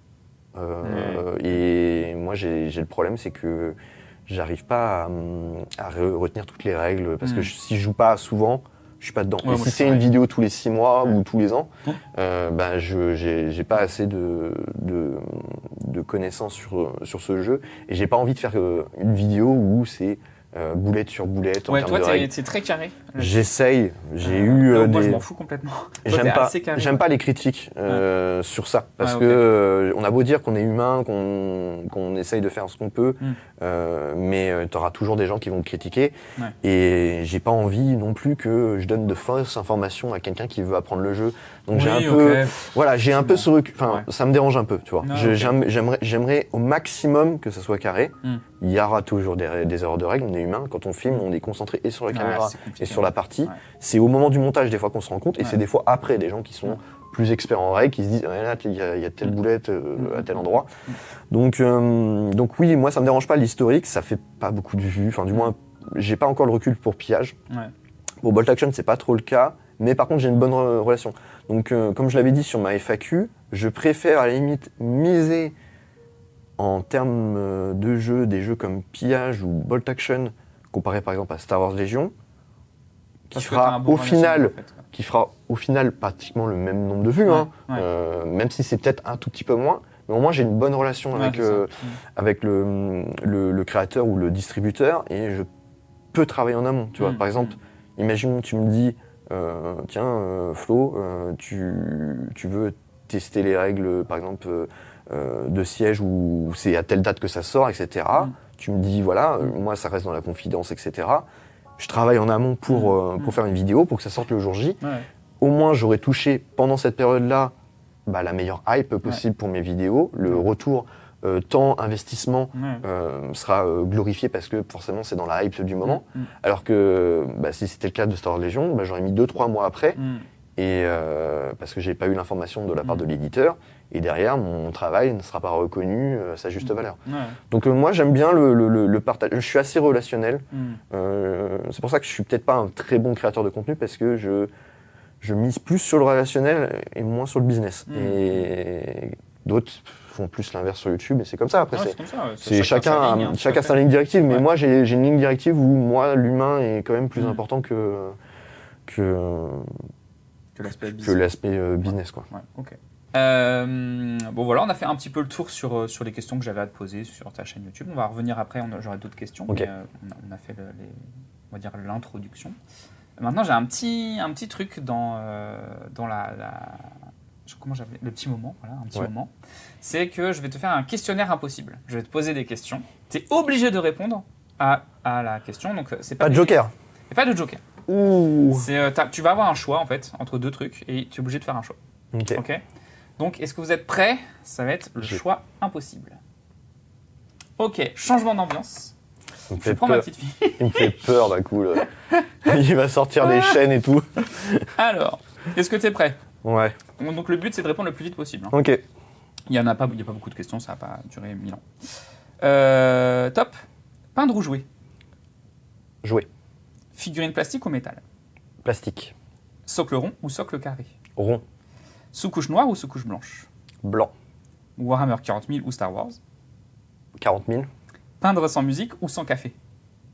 Sans musique. Ok. Un monde sans aérographe ou sans la vie? Sans aérographe. Tu n'utilises pas d'aérographe? Très peu, mais je vais commencer à m'y mettre. Ouais, j'en un petit peu, mais pour moi, l'aérographe, c'est un outil de base et après, derrière, on l'utilise pour améliorer. Le full aérographe, je trouve ça moche, personnellement. Moi aussi, j'ai du mal. Citadel ou Army Painter? Army Painter. Peindre pour toujours et ne plus jamais jouer ou jouer pour toujours et ne plus jamais peindre? La deuxième. Ouais. Jouer pour toujours, mais pas peindre. Non, la première. Peindre et jamais jouer. Ouais, ok, très bien. Voir ta passion devenir ton métier ou garder ta passion comme un plaisir. La première, parce que je pense que... C'est ton objectif. Bah, c'est pas mon objectif, mais je pense que tu as toujours moyen quand même de prendre du plaisir. Sinon, tu... Ah, c'est dur. Ouais. Non, c'est dur. Mais C'est dur. je dirais la première, Ouais. mais en fait, je suis à cheval entre les deux. Donc, tu me demandes de faire un choix. Ta passion devient ton métier. Passion devient métier parce que je pense que je serais plus heureux dans la vie que de continuer à travailler là où je travaille. Bah voilà, ça répond à la question. Je t'ai envoyé un questionnaire en fait, Ouais. avec des petites questions. Du coup, là, Flo a eu un peu de temps pour réfléchir. Et Ouais. puis, du coup, bah, on va... Des nuits blanches. Au moins, tellement elles sont difficiles ces questions. Du coup, on va passer à ça avant de conclure après. Ouais, mais attention, hein, les questions ne sont pas si évidentes évident, en termes de réponse. ouais, tout à fait, Il y en a tout à 2-3, fait. je me suis creusé les ménages. Ouais. Alors, la première de ces questions, c'était quel serait le jeu, n'importe lequel, jeu vidéo, jouet, de ton enfance, qui aurait participé le plus à la création de l'adulte que tu es aujourd'hui, quoi. Un jouet, un truc qui fait que bah, aujourd'hui, tu es cet adulte-là, en fait. Alors, quand on parlait de questions difficiles, tu vois, j'aurais bien mentionné celle-ci. Ça commence direct. En fait, j'ai creusé Ouais. et j'aurais pu dire le jeu de figurines, mais moi, je vais parler le premier wargame. Celui qui te construit en tant que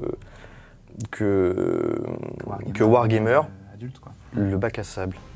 Le bac à sable avec tes petites figurines en plastique, pas mal. c'est mon premier wargame. Okay. C'est-à-dire qu'en gros, tu vas jouer à ta manière, à créer un décor, une histoire. Et du coup, je pense que c'est... Moi, en tant que... à l'heure actuelle, j'ai pas encore d'enfant. Mais le jour où je serai père de famille, que ce soit un garçon ou une fille, pour moi, un bac à sable, c'est génial parce que du coup, ça va laisser cours à son imagination, à sa créativité, tu vois, le maniement, la texture et tout. Et je trouve ça plus pédagogue que de mettre une tablette et puis regarder un film ou pour enfants sur une tablette, tu vois. Moi, je trouve que c'est là où aussi, je pense qu'on en revenait sur le fait que le hobby évolue. C'est qu'on est plus dans la consommation et moins dans la créativité. Moi, je pense que c'était mon premier wargame, et ça m'a construit en tant qu'humain dans le côté imaginaire, habile de mes mains, etc. Donc, premier wargame, le bac à sable avec tu sais l'origine du wargame ou pas, un peu? C'était pas pour les champs de bataille, pour commencer à... Alors, oui, le Kriegspiel, mais le jeu, vraiment, tu sais, s'amuser. En fait, c'est un jeu qui s'appelle The Little War, je crois. C'est ça, The Little War. Non. Et en fait, c'est un gars, chez lui, il a pris les jouets de ses enfants avec ses potes. C'était dans les années 1800, tu vois. Donc, des mecs en costard, imagine des mecs en costard qui fument le cigare, tu vois.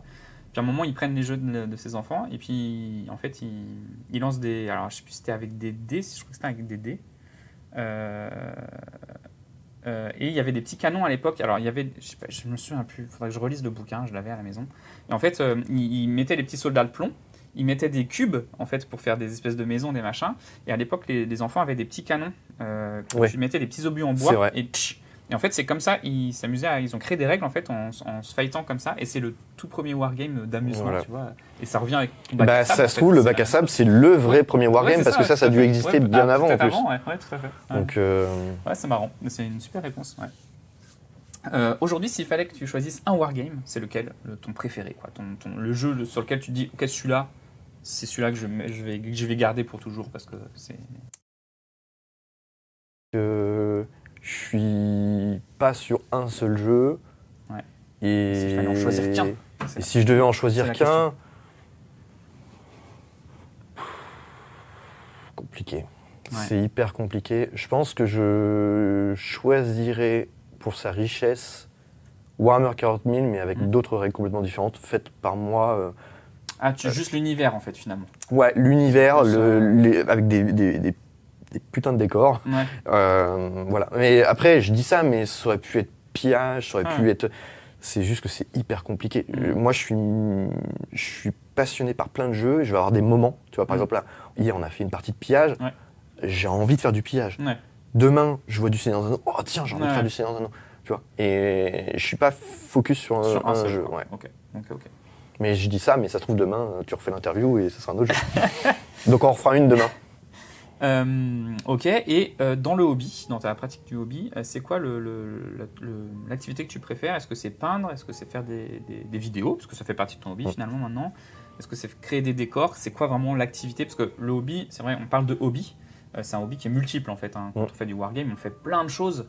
Donc du coup, c'est quoi l'activité que tu préfères là-dedans? Celui qui rattache le tout, c'est pour moi le décor. Parce que déjà, je me débrouille pas trop mal en décor. Ouais. Et le fait de faire des décors me permettra de créer une histoire, de peindre des figurines pour jouer sur ce décor et de le filmer. Si j'ai pas le décor, tout le reste ne tient pas. Par exemple, moi, un truc que je déteste dans le compétitif Warhammer 40 000, c'est le setup de jeu. C'est horrible. Et ben, je vous vois pas comment. Moi, je me vois pas jouer sur ça, tu vois. Donc, il y a des magnifiques figurines. Ça aurait pu être aussi la peinture, parce que jouer sur un magnifique décor avec des figurines non peintes, c'est problématique. Ouais. Mais sachant que moi, je suis plus doué. Enfin, je préfère faire des décors que peindre des figurines. Je suis plus doué dans ça. Du coup, naturellement, je vais venir dans le décor. Ouais, ok. Voilà. Ok, ton activité préférée, c'est donc la création de décors. Très bien. Alors, là, quel est le livre de Wargame qui traîne sur ta table de chevet? Donc, en gros, quel est le livre qui, en ce moment, retient le plus ton attention? Ça peut être un livre, je sais que, tu sais, par exemple, Games Workshop, ils font des romans, ou un livre de règles, ou un livre, ou un White Dwarf. Alors, je vais te décevoir, mais j'en ai aucun. Parce que je n'ai pas le temps de lire le soir. Okay. En fait, pas forcément lire, mais tu sais, feuilleter ou un bouquin, tu vois, que tu... Par exemple, moi, je vais souvent... Bon, je vais vous... Tu vois, dans mes shots, par exemple, il y a souvent des bouquins. Parce que c'est un moment où tu sais, t'as 5 minutes pour toi. Et j'ai des enfants, donc j'ai pas souvent 5 minutes. Bon, allez, un petit peu plus que 5 minutes.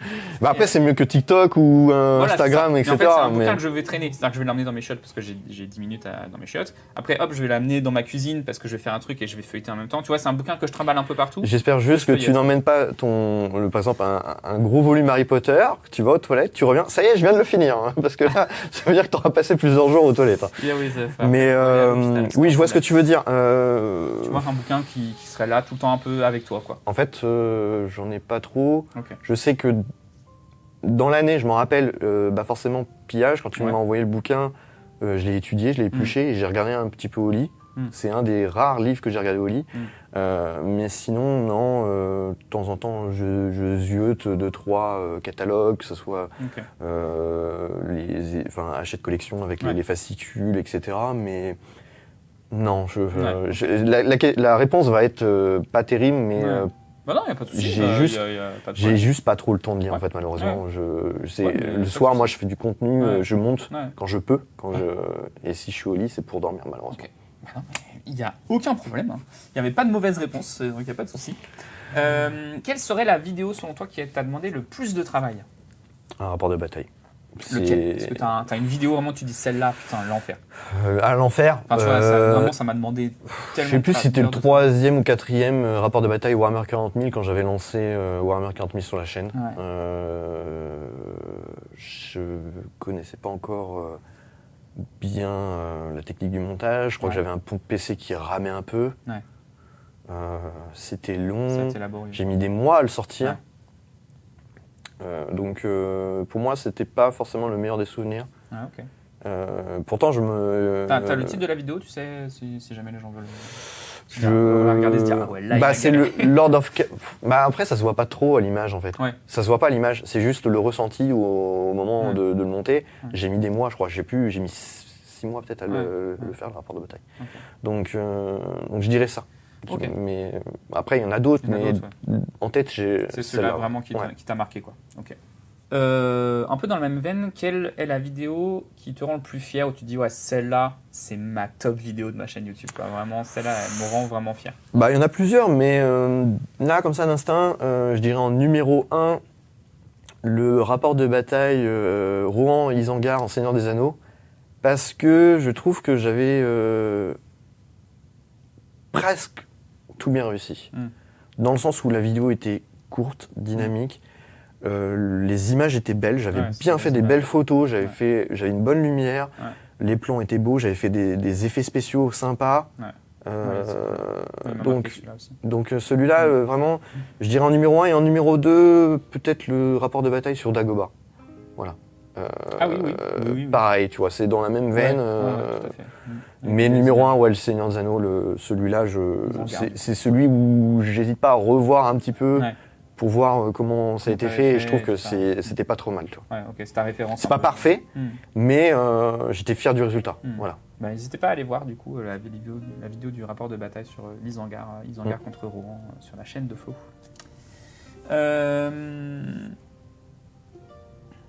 Ah ouais, alors j'ai une question. Quelle serait la table de jeu idéale pour toi? Est-ce que c'est une table de jeu modulable? C'est-à-dire qu'en fait tu peux la réutiliser à l'infini pour plein de jeux? Ou alors est-ce que c'est vraiment une table de jeu spécifique pour un truc mais ultra bien faite? Tu vois, moi par exemple j'utilise beaucoup de plateaux. Alors c'est modulable, c'est cool, mais c'est tout le temps un peu les mêmes plateaux, quoi. Toi, t'es plutôt sur ta chaîne YouTube à faire des trucs un peu one shot, quoi. Tu vois, Dagobah, c'est un peu one shot. Isengard, c'est quand même un peu one shot aussi. Alors, c'est quoi ta préférence là-dedans, quoi? Alors, l'idéal, c'est le one shot, parce que tu as l'immersion totale. C'est de l'immersion totale. Okay. Mais tu as derrière la contrainte du stockage et de la place. C'est ça. Et du coup, on verra plus quand même sur ma chaîne des tables qui sont modulables. Oui. Attention, quand je dis modulable, c'est pas comme le compétitif à 40 000, c'est quelque chose d'esthétique. C'est-à-dire, même si c'est des éléments qui sont posés sur un tapis de jeu, on va rajouter des petits cailloux, on va rajouter du détail, etc. Mais que c'est plus facile à ranger. Mais l'idéal, oui, c'est un plateau de jeu. Par exemple, la table Dagobah ou Naboo, voilà, c'est les deux que j'ai en tête. Même celle que j'avais faite aussi sur l'Isengard. Ça, c'est des plateaux qui sont super stylés. Mais alors, galère à ranger. Mais galère. Et du coup, j'aurais la place, ça serait du full FEMA. Ok. Mais actuellement, c'est plutôt modulable, du coup, dans ton idée. À l'heure actuelle, c'est modulable, mais mon kiff, c'est c'est l'autre. Ouais, alors, puisqu'on est dans le hobby, il y a une question qui parle de l'image. Moi, par exemple, Warhammer, donc, quand j'ai découvert le hobby, c'était la V3 de Warhammer 40 000 qui venait de sortir. Et c'était un choc esthétique pour moi. C'est-à-dire qu'en fait, j'avais 12 ans, je lisais Boule et Bill. Et d'un coup, bam, je tombe dans un univers dark avec des images de fou en noir et blanc. Et du coup, la couverture, par exemple, de la V3, donc c'est des Black Templars, en fait, tu as une espèce de montagne de Black Templars comme ça qui est en train de shooter. C'est un truc qui ça m'a marqué. T'as un avant et un après. Ouais, voilà, c'est ça. C'est vraiment une image qui m'a marqué. Est-ce que toi, tu as une image comme ça, bam, qui t'a imprimé la rétine en disant, ouais, ça c'est le wargame, en fait? Pour moi, c'est le premier Wild Draft que j'ai acheté. C'est Aragorn à cheval, le retour du roi, donc le Seigneur des Anneaux. Alors, c'est une photo ou c'est une figurine? C'est une photo. Okay. C'est une photo, mais c'est marqué Games Workshop. Okay. Où, tu sais, à l'époque, il y avait les trois jeux qui font sur le côté. Ouais. Donc c'est vraiment la couverture du Wild Draft. C'est la couverture. Okay. C'est ce que représente en fait plus cette couverture-là, en me disant, c'est le commencement. Ouais. C'est le commencement, c'est la bascule, c'est le premier verre qui n'aurait jamais dû, tu vois. La plongée. La plongée, tu vois, voilà, c'est la première consommation illicite du wargame, et c'est ce catalogue-là. Donc l'image, voilà, tu me montres plein de Wild Dwarf, c'est celui-là qui va me focus parce que je sais ce qu'il représente, je sais que je l'ai épluché, tellement épluché que voilà, je le connais pratiquement par cœur. Et ça représente tout ce qui a suivi avec le hobby, tout simplement. Parce qu'à l'intérieur, je sais qu'à l'intérieur, il y avait des figurines, du décor, des belles illustrations, de la peinture, les sorties des orientaux à l'époque, etc. Enfin, une tuerie, quoi. Ok, ouais. Très bien. Celle-là, elle est marrante aussi. S'il fallait vivre une journée dans un univers autre que le nôtre d'aujourd'hui, un univers de wargame, dans quel univers t'irais passer ta journée? Tu penses que ça serait quoi? Seigneur des Anneaux, je pense. Non. Ah ouais? Warhammer 40 000. Non, je déconne. What? Non, je déconne. C'est un univers. C'est fumé direct. Je trouve que c'est le pire univers parce que c'est celui qui a pas de bonheur. Je vois pas où il y aurait du bonheur. Enfin, peut-être que je ne connais il y a pas. Slanesh un peu, tu vois. Waouh, super. Qui amène un peu de Non. bonheur, tu sais, il kiffe. Eh ben, non, ça serait pas le Seigneur des Anneaux, ça serait Harry Potter. Ah, ok. Moi, Alors, oui, c'est vrai que j'en ai pas parlé, mais est-ce que tu parles un peu du jeu de cartes Harry Potter sur certaines Oui, de tes vidéos parce que j'ai une chaîne secondaire où Ouais. j'avais envie de présenter des jeux de société. Alors, je C'est suis ça. pas très actif, mais c'est ma petite passion du moment parce qu'à l'époque, j'avais des cartes, mais je jouais pas. Et pareil, Ouais. là, je me suis. Bah, tu vois, le parcours, là, j'ai lancé le truc il n'y a pas si longtemps que ça, hein, il y a quelques mois. Du coup, j'ai créé même un Discord, on est actif, on fait des petits tournois sur sympa. Discord et Ouais, tout. cool. Et je retrouve un peu la magie de l'époque. Ouais. Mais derrière, je redécouvre, j'ai un peu la passion, tu vois, et je me suis plongé dans le jeu, alors que je jouais pas avant. Ouais. Donc, Donc moi, Harry Potter. Alors, ouais, parce que Ok. Harry Potter, En fait, Harry Potter, c'est notre monde, mais il y a le monde des magiciens. Donc plutôt, en fait, côté le monde des magiciens, quoi. Pas oui, chez- voilà, pas chez les Moldus, voilà, quoi. c'est ça. Ouais. Et pour juste donner l'ordre d'idée, moi, Harry Potter, c'est ce qui m'a bercé. Que quand j'ai été voir le 1, la claque. Tu vois, j'étais gamin. Ouais, bah c'est Je sûr, découvre t'as ça. 10 ans, tu découvres Harry Potter. Et après, j'ai découvert le Seigneur des Anneaux. Donc pour moi, numéro 1, Harry Potter, Ouais. et après, Seigneur des Anneaux et Star Ouais, Wars. c'est lié à l'enfance, forcément. Voilà, c'est La purement nostalgie. enfance. Il y en a qui vont pas aimer, hein, je Ouais. le conçois, mais voilà, moi c'est. Après, ça veut pas dire que j'ai une pièce dédiée à Harry Potter, pas du tout. Hein, mais du coup, voilà, ça C'est cet ça univers-là symbolise, qui te tu vois, d'aller- de la magie, ma partie de l'enfance, et puis je trouve que c'est tellement cool, tu vois, de jouer, enfin, je veux dire, de jouer à des jeux Harry Potter. Enfin, moi personnellement, tu vois, les jeux de cartes. Il y a un jeu de plateau aussi, mais qui a pas trop bien marché. J'avais présenté sur ma chaîne. Ouais, il a été vite Mais bradé, ouais. J'avais failli l'acheter parce qu'il était vraiment pas cher. j'aimerais bien plutôt le retransformer, tu vois, en mode Donjons et Dragons, c'est-à-dire que Ouais. tu tombes dans une pièce, Un donjon tu sais pas crawler, quelle créature apparaît, tu dois faire le sortilège, tu dois te rappeler de quel sortilège, etc. Tu vois. J'aimerais bien refaire un petit système comme ça, Ok. mais bon, c'est un projet parmi tant d'autres. Ouais. Pareil, un jeu de Quidditch, Ouais. pareil, encore un projet parmi tant Mais ça d'autres. existe dans le vrai, tu peux faire de Quidditch. Tu sais, Ah non, en jeu de figurines, en jeu de figurines, non, tu me fais peur là, non, par contre pas ça. Tant que le balai il vole pas avec les cognards et le vivre-d'or n'existe pas, non, par contre là, non, tu vois, je suis pas arrivé à ce stade-là quand même. Très Mais bien. Tu n'es pas un voilà. Potterhead du coup. Ou non, j'adore, Ouais. j'aime, mais je vais pas le surconsommer, bien sûr. Ouais, ok, ça marche. Ok, puisqu'on est dans les univers préférés, les trucs préférés, est-ce que tu as une figurine dans ta collection? C'est vraiment ta figue préférée, quoi. Tu te dis, ouais, celle-là, c'est ma figue, quoi. C'est celle que j'ai alors, réussi dans la peinture. Voilà, moi, alors, pareil, encore je suis normand en question. Je suis jamais, Ah, il est relou. Non, je déconne. Ouais. non, pas du tout. En fait, techniquement, j'en ai deux. J'en ai une qui est symbolique. Ok. Donc la toute première, celle que ma mère m'a achetée, forcément la figurine Ah, métal, donc celle-là je l'ai gardée Ouais. et c'est la toute première. Elle est Donc, peinte, du coup? elle est peinte, elle est pas très bien peinte, c'est un Nazgûl, alors il est tout noir, Ouais, l'épée est noir. en métal et puis le cheval de marron. Ouais. Le flocage, j'ai dû mettre de la mousse de forêt, tu vois, dessus. Ouais. Enfin bref, je l'ai laissé. Je crois que j'ai dû la retoucher 2-3 fois parce qu'il y avait des écailles, Ouais. mais sinon elle est dans c'est le dans jus son de l'époque. Ok.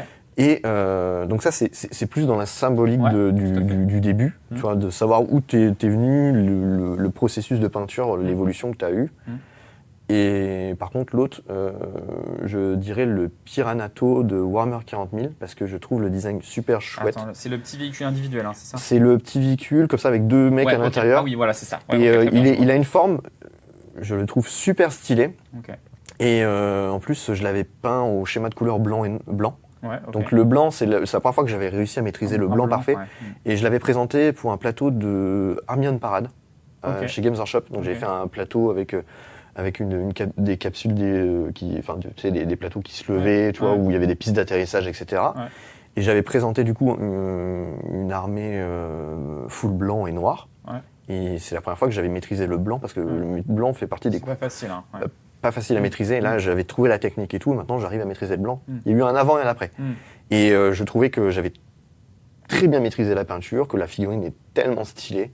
Donc, pour moi, C'est celle-là, ta fille ouais, préférée de ta collection, quoi. après, voilà, encore une fois, c'était une question qui n'était pas évidente parce que j'en ai en a plusieurs, j'en ai forcément Mm. plusieurs, mais celle-là, c'est voilà, Ok. Il y en a fait parce qu'elle a particulier. coché plusieurs cases. Ok, très bien.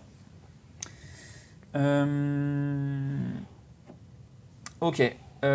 Pour rester dans le hobby, est-ce que tu as une personnalité que tu préfères dans le hobby, que ce soit un concepteur de jeu, un youtubeur, pourquoi pas, un illustrateur, peu importe, quelqu'un, tu te dis c'est cette personnalité-là, soit qui m'a forgé moi en tant que wargamer, soit que j'aime regarder ou que j'ai plaisir à lire. Voilà. Alors attention, préparez vos petits mouchoirs et tout. Bizarrement, tu vois, je vais te dire un truc.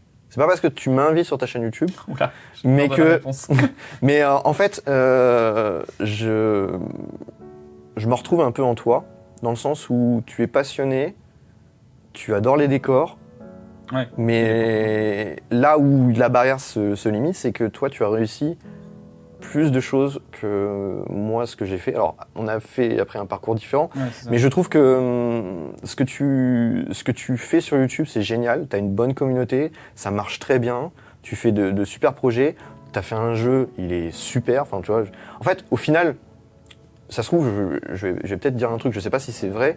Peut-être que dans ton parcours du hobby, quand tu as suivi un peu mes tutos décors, tu m'as un peu... comment dire...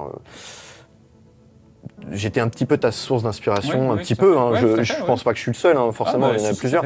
Mais tu vois, tu as été une source d'inspiration et maintenant, je pense que tu m'as rendu l'appareil où toi, tu es une source d'inspiration. Je me dis, waouh, tu vois, on peut faire quelque chose de super.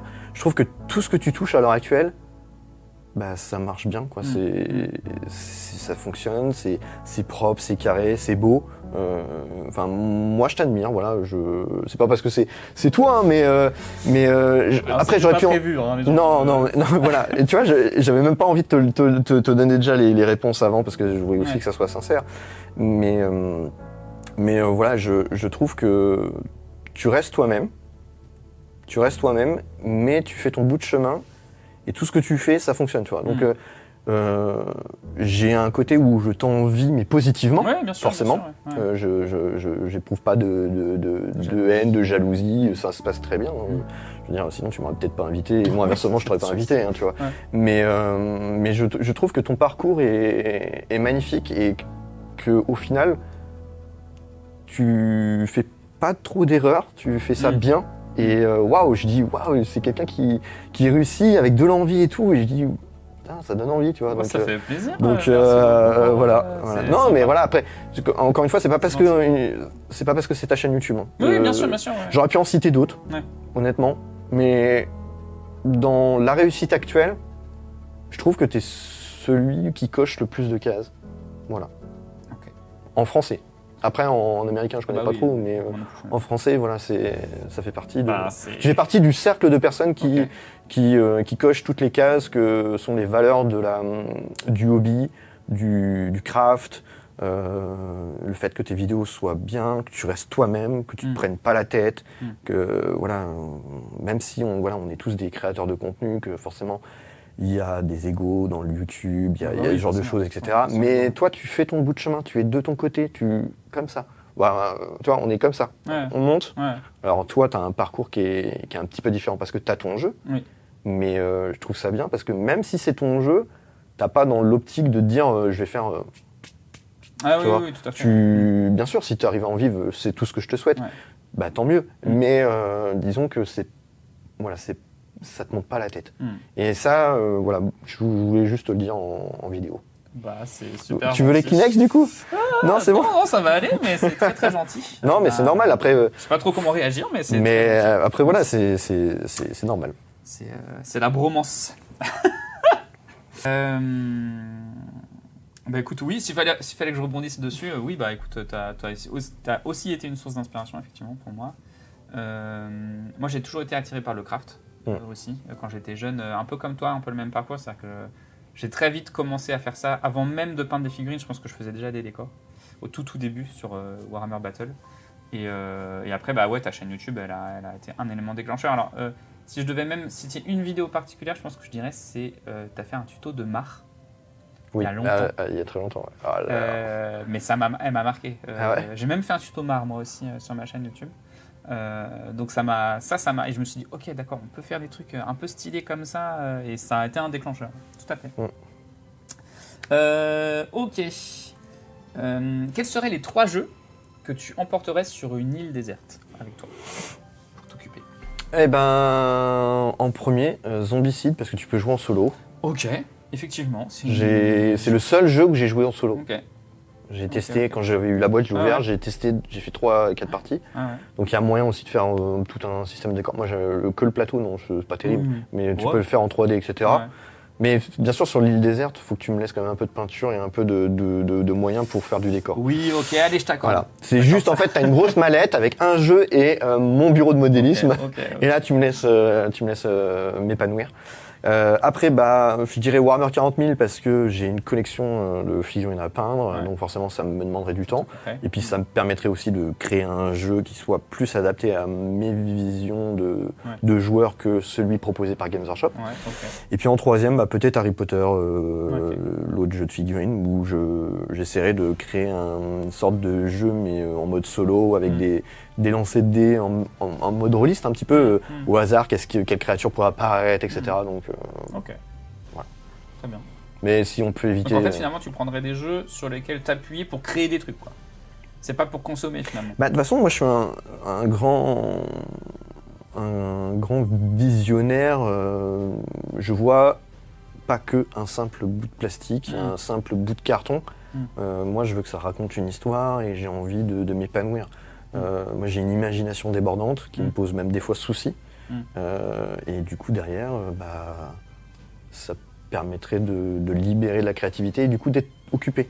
Tu vois, ok, tout à fait. L'esprit. Ce serait plutôt dans cette optique-là, quoi, finalement. Tu prendrais ces 3 jeux-là. Ok, très bien. Si tu devais gagner un super pouvoir dans le hobby, donc là, dans les exemples, j'ai mis par exemple enlever les lignes de moulage, les lignes de moulage ou peindre instantanément une figurine. Est-ce que tu aurais un pouvoir là, comme ça, qui te viendrait à l'idée de te dire ça, il me le faut, quoi? Eh ben, ça serait retenir les règles et les profils de figurines, etc. En fait, j'ai cette problématique, c'est que j'ai un peu une mémoire de poisson. J'ai une mémoire sélective. C'est-à-dire que je pense que j'ai forgé mon cerveau plus dans la vision d'un objet, de pouvoir comment le transformer, tu vois, la créativité. Tu vois, tu me laisses un truc, je me dis ça, tu vois, je sais comment le transformer en décor. Il y en a d'autres, ils me disent comment tu fais, etc. Moi, c'est comme ça. Par contre, il y en a d'autres, c'est telle règle, etc. Je vais pouvoir faire tel truc, machin truc, ou non, mais c'est cette règle-là, je les retiens. Moi, si je joue pas tous les jours, je retiens pas. C'est horrible. Et je trouve que c'est même un handicap. Tu vois, d'ailleurs, c'est pour ça aussi que j'ai pas fait du compétitif. C'est pour ça que j'ai pas fait du Warhammer 40 000 sur la chaîne. C'est parce que je pense que je suis pas le profil adapté pour ce genre de jeu. Et ça se ressentirait, je serais mal à l'aise, tu vois, et je serais pas heureux, donc voilà. Ok. Après, les lignes de moulage, c'est chiant aussi. Bah oui, c'est pour ça. J'ai hésité, mais disons que les lignes de moulage, je saurais le gérer, alors que la connaissance des règles, ça tu peux pas, c'est mort. Ok. Ok. La dernière question du questionnaire, c'est tu arrives dans un paradis. C'est le paradis du wargame. Et tu peux aller parler à un personnage, n'importe lequel, de n'importe quel univers, du wargame. Déjà, quel personnage ça serait et qu'est-ce que tu lui demanderais? Alors, grâce à Pillage, j'irai voir Guillaume le Conquérant. Ok. Et je lui dirai, tu viens, on fait une partie. Et si je gagne, je suis le duc de Normandie. Ah ouais, d'accord, la prétention. Le gars veut redevenir duc de Normandie. Non, je serais pas duc de Normandie. Mais par contre, oui, bien sûr. Ça serait stylé de jouer contre lui parce que du coup, c'est quand même le seul qui a réussi à vaincre le roi d'Angleterre et à prendre son trône. Il a représenté, il a eu un impact tellement en Normandie que déjà c'était mon choix de prédilection. Et puis je pense que j'aurais tout à apprendre de lui, savoir comment il est, etc. Et puis c'est une personnalité que tu aimerais rencontrer. Ouais, et puis tu le bats en wargame, tu te dis. C'est un peu stylé. Voilà, c'est stylé, etc. Alors bon, bien sûr, je serais pas duc de Normandie, c'était pour la petite blagounette. Bien sûr. Mais je trouvais, tu vois, ça reste quand même un conquérant. Ouais, tout à fait. Ouais, je comprends l'idée. Voilà, je pensais pas que tu aurais choisi ça, mais c'est intéressant. Très bien. On a fini le questionnaire. Donc ça, on arrive à la fin un petit peu de cet échange, de ce petit moment ensemble. Avant de te poser l'ultime question, la toute dernière, je vais te donner une boîte. D'accord. Un coffre. Tu vas ouvrir le coffre, il y a un objet dedans, Avant de le montrer à la caméra, je veux bien que tu le décrives, tu dis ce que c'est, en quelle matière c'est, voilà. Et puis après, tu le montres à la caméra. Ok. Voilà. Et puis après, tu me parles de cet objet. Ok. Alors je sais pas ce que c'est. Hein. Je te donne pas d'indice, c'est pas très original. J'espère que c'est pas un truc bizarre. Alors.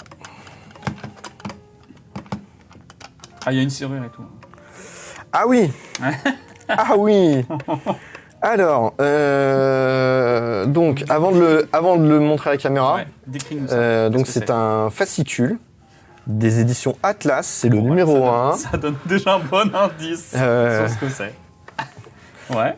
C'est le Seigneur des Anneaux, forcément. Donc c'est, donc je peux le montrer à la caméra du coup. Montrer, tout à fait. Donc forcément, je vais te le rendre.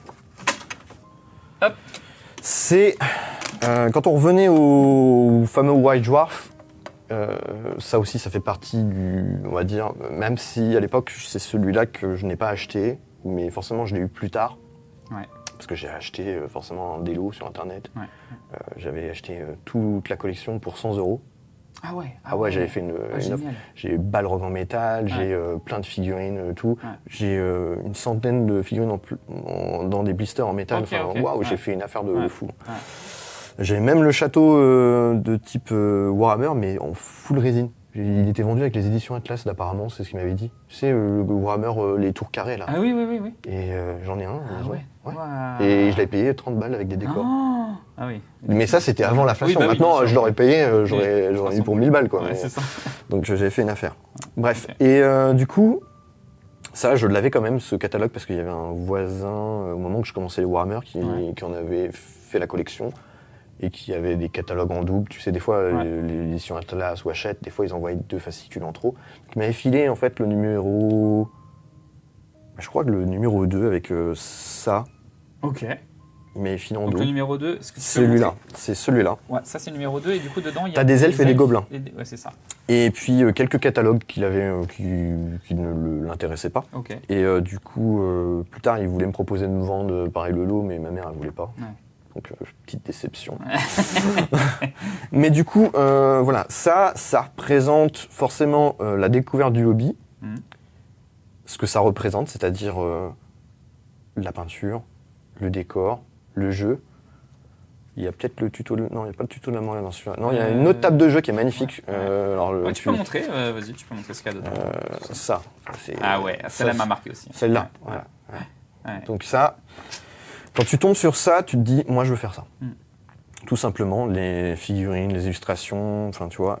Ce qui est très bien d'ailleurs, ça c'est le genre de truc, tu l'as réadapté un peu dans Pillage. Exactement, ça c'est un truc qui vient de là. Ouais. Et là, j'avais hésité, tu sais, dans le choix de quelle image t'as marqué.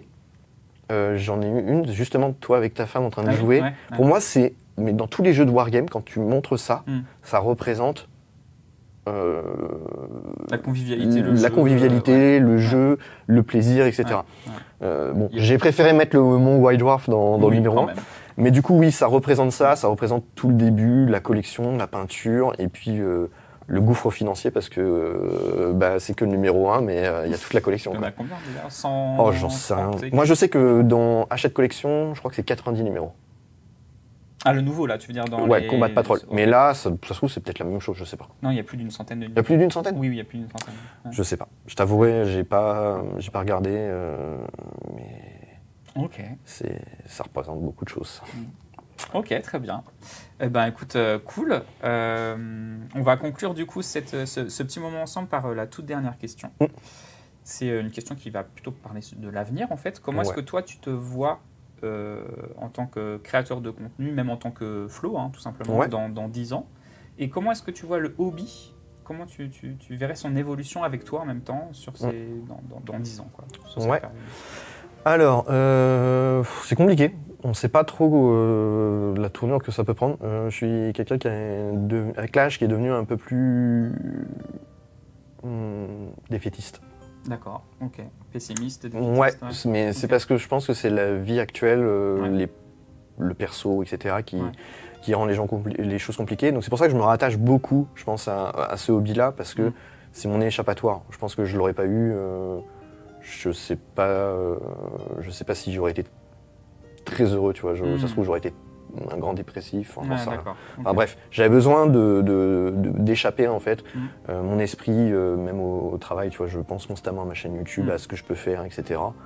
Et je prends pas de plaisir au boulot, hein. Je le fais parce que c'est alimentaire, parce que je dois le faire, tu vois. Mais du coup, je sais pas dans quelle tournure va prendre l'avenir. J'espère juste qu'on gardera la passion. Ça, c'est important. Après, il y a tellement d'évolutions techniques, l'impression 3D, les choses comme ça qui peuvent évoluer, les jeux aussi. Donc c'est assez compliqué. Tant qu'il y a la passion, que les figurines restent abordables et qu'on puisse prendre du plaisir, moi, c'est tout ce que je souhaite. Ça, c'est pour le hobby en général. Par contre, sur YouTube, oui, bien sûr, j'aimerais bien vivre de ma passion, arriver à un stade où c'est plus serein. Je pense que c'est compliqué. Peut-être que le train est déjà passé pour moi, je vais pas le mentir. C'est compliqué, déjà c'est de la niche comme la niche, on a déjà dit. Ceux qui réussissent, ils n'ont pas fait les erreurs que moi j'ai fait. Et moi, je n'ai pas, on va dire, la compétence, la vision de ce que ont ceux qui ont réussi. J'ai commencé très tôt à vouloir essayer d'en vivre, mais tout en gardant au fond de moi, tu vois. Maintenant je le dis parce que ça se démocratise. Mais j'en suis très loin et ça se trouve ça demandera encore 10 ans. Donc ça veut dire que ça serait 22 ans sur YouTube, ça commence à faire, et dans 10 ans j'aurai 43 ans, je sais pas l'avenir, je sais pas comment ça se passe, et je sais pas si la plateforme sera toujours là ou telle quelle. Donc je saurais pas dire. Tout ce que je souhaiterais, c'est que je garderai la passion, l'envie et que je puisse en vivre. Ça c'est mon objectif, ça serait voilà ma vision. C'est mais ta après, vision de toi dans 10 ans. c'est ma vision. Mais est-ce que ça va être le cas? Ça, on ne sait pas. Et voilà. C'est une question compliquée. Mais bien sûr. Voilà, j'ai mon esprit dans ma tête qui est focalisé sur ça, tout en gardant bien sûr des valeurs, parce que j'ai pas envie de bafouer des choses. Moi, j'ai quand même des valeurs. Et après, une fois que ça sera une réussite, ça sera un accomplissement personnel. Voilà. Ok, donc c'est quand même un objectif à cocher si tu y arrives. Ok. Bah écoute, ça a conclu ce moment ensemble. J'espère que ça t'a plu. C'était un peu sympa. long hein, quand même, on a beaucoup discuté. Ah ouais. On a des choses à raconter, donc c'est chouette. Tu as été mon premier invité, tu quel inaugures ce format. Quel honneur. Bah écoute, j'espère que tu reviendras au studio. Ouais, carrément, avec plaisir. De toute façon, ça se fait bien quand même la route. Donc, ça va. Brest, la Normandie, là-bas, ça se fait bien. Ok. Eh ben écoute, merci beaucoup. Merci à toi. On se recapte une prochaine fois. Et puis, prenez soin de vous, tout le monde. Et on se dit à une prochaine. Ciao.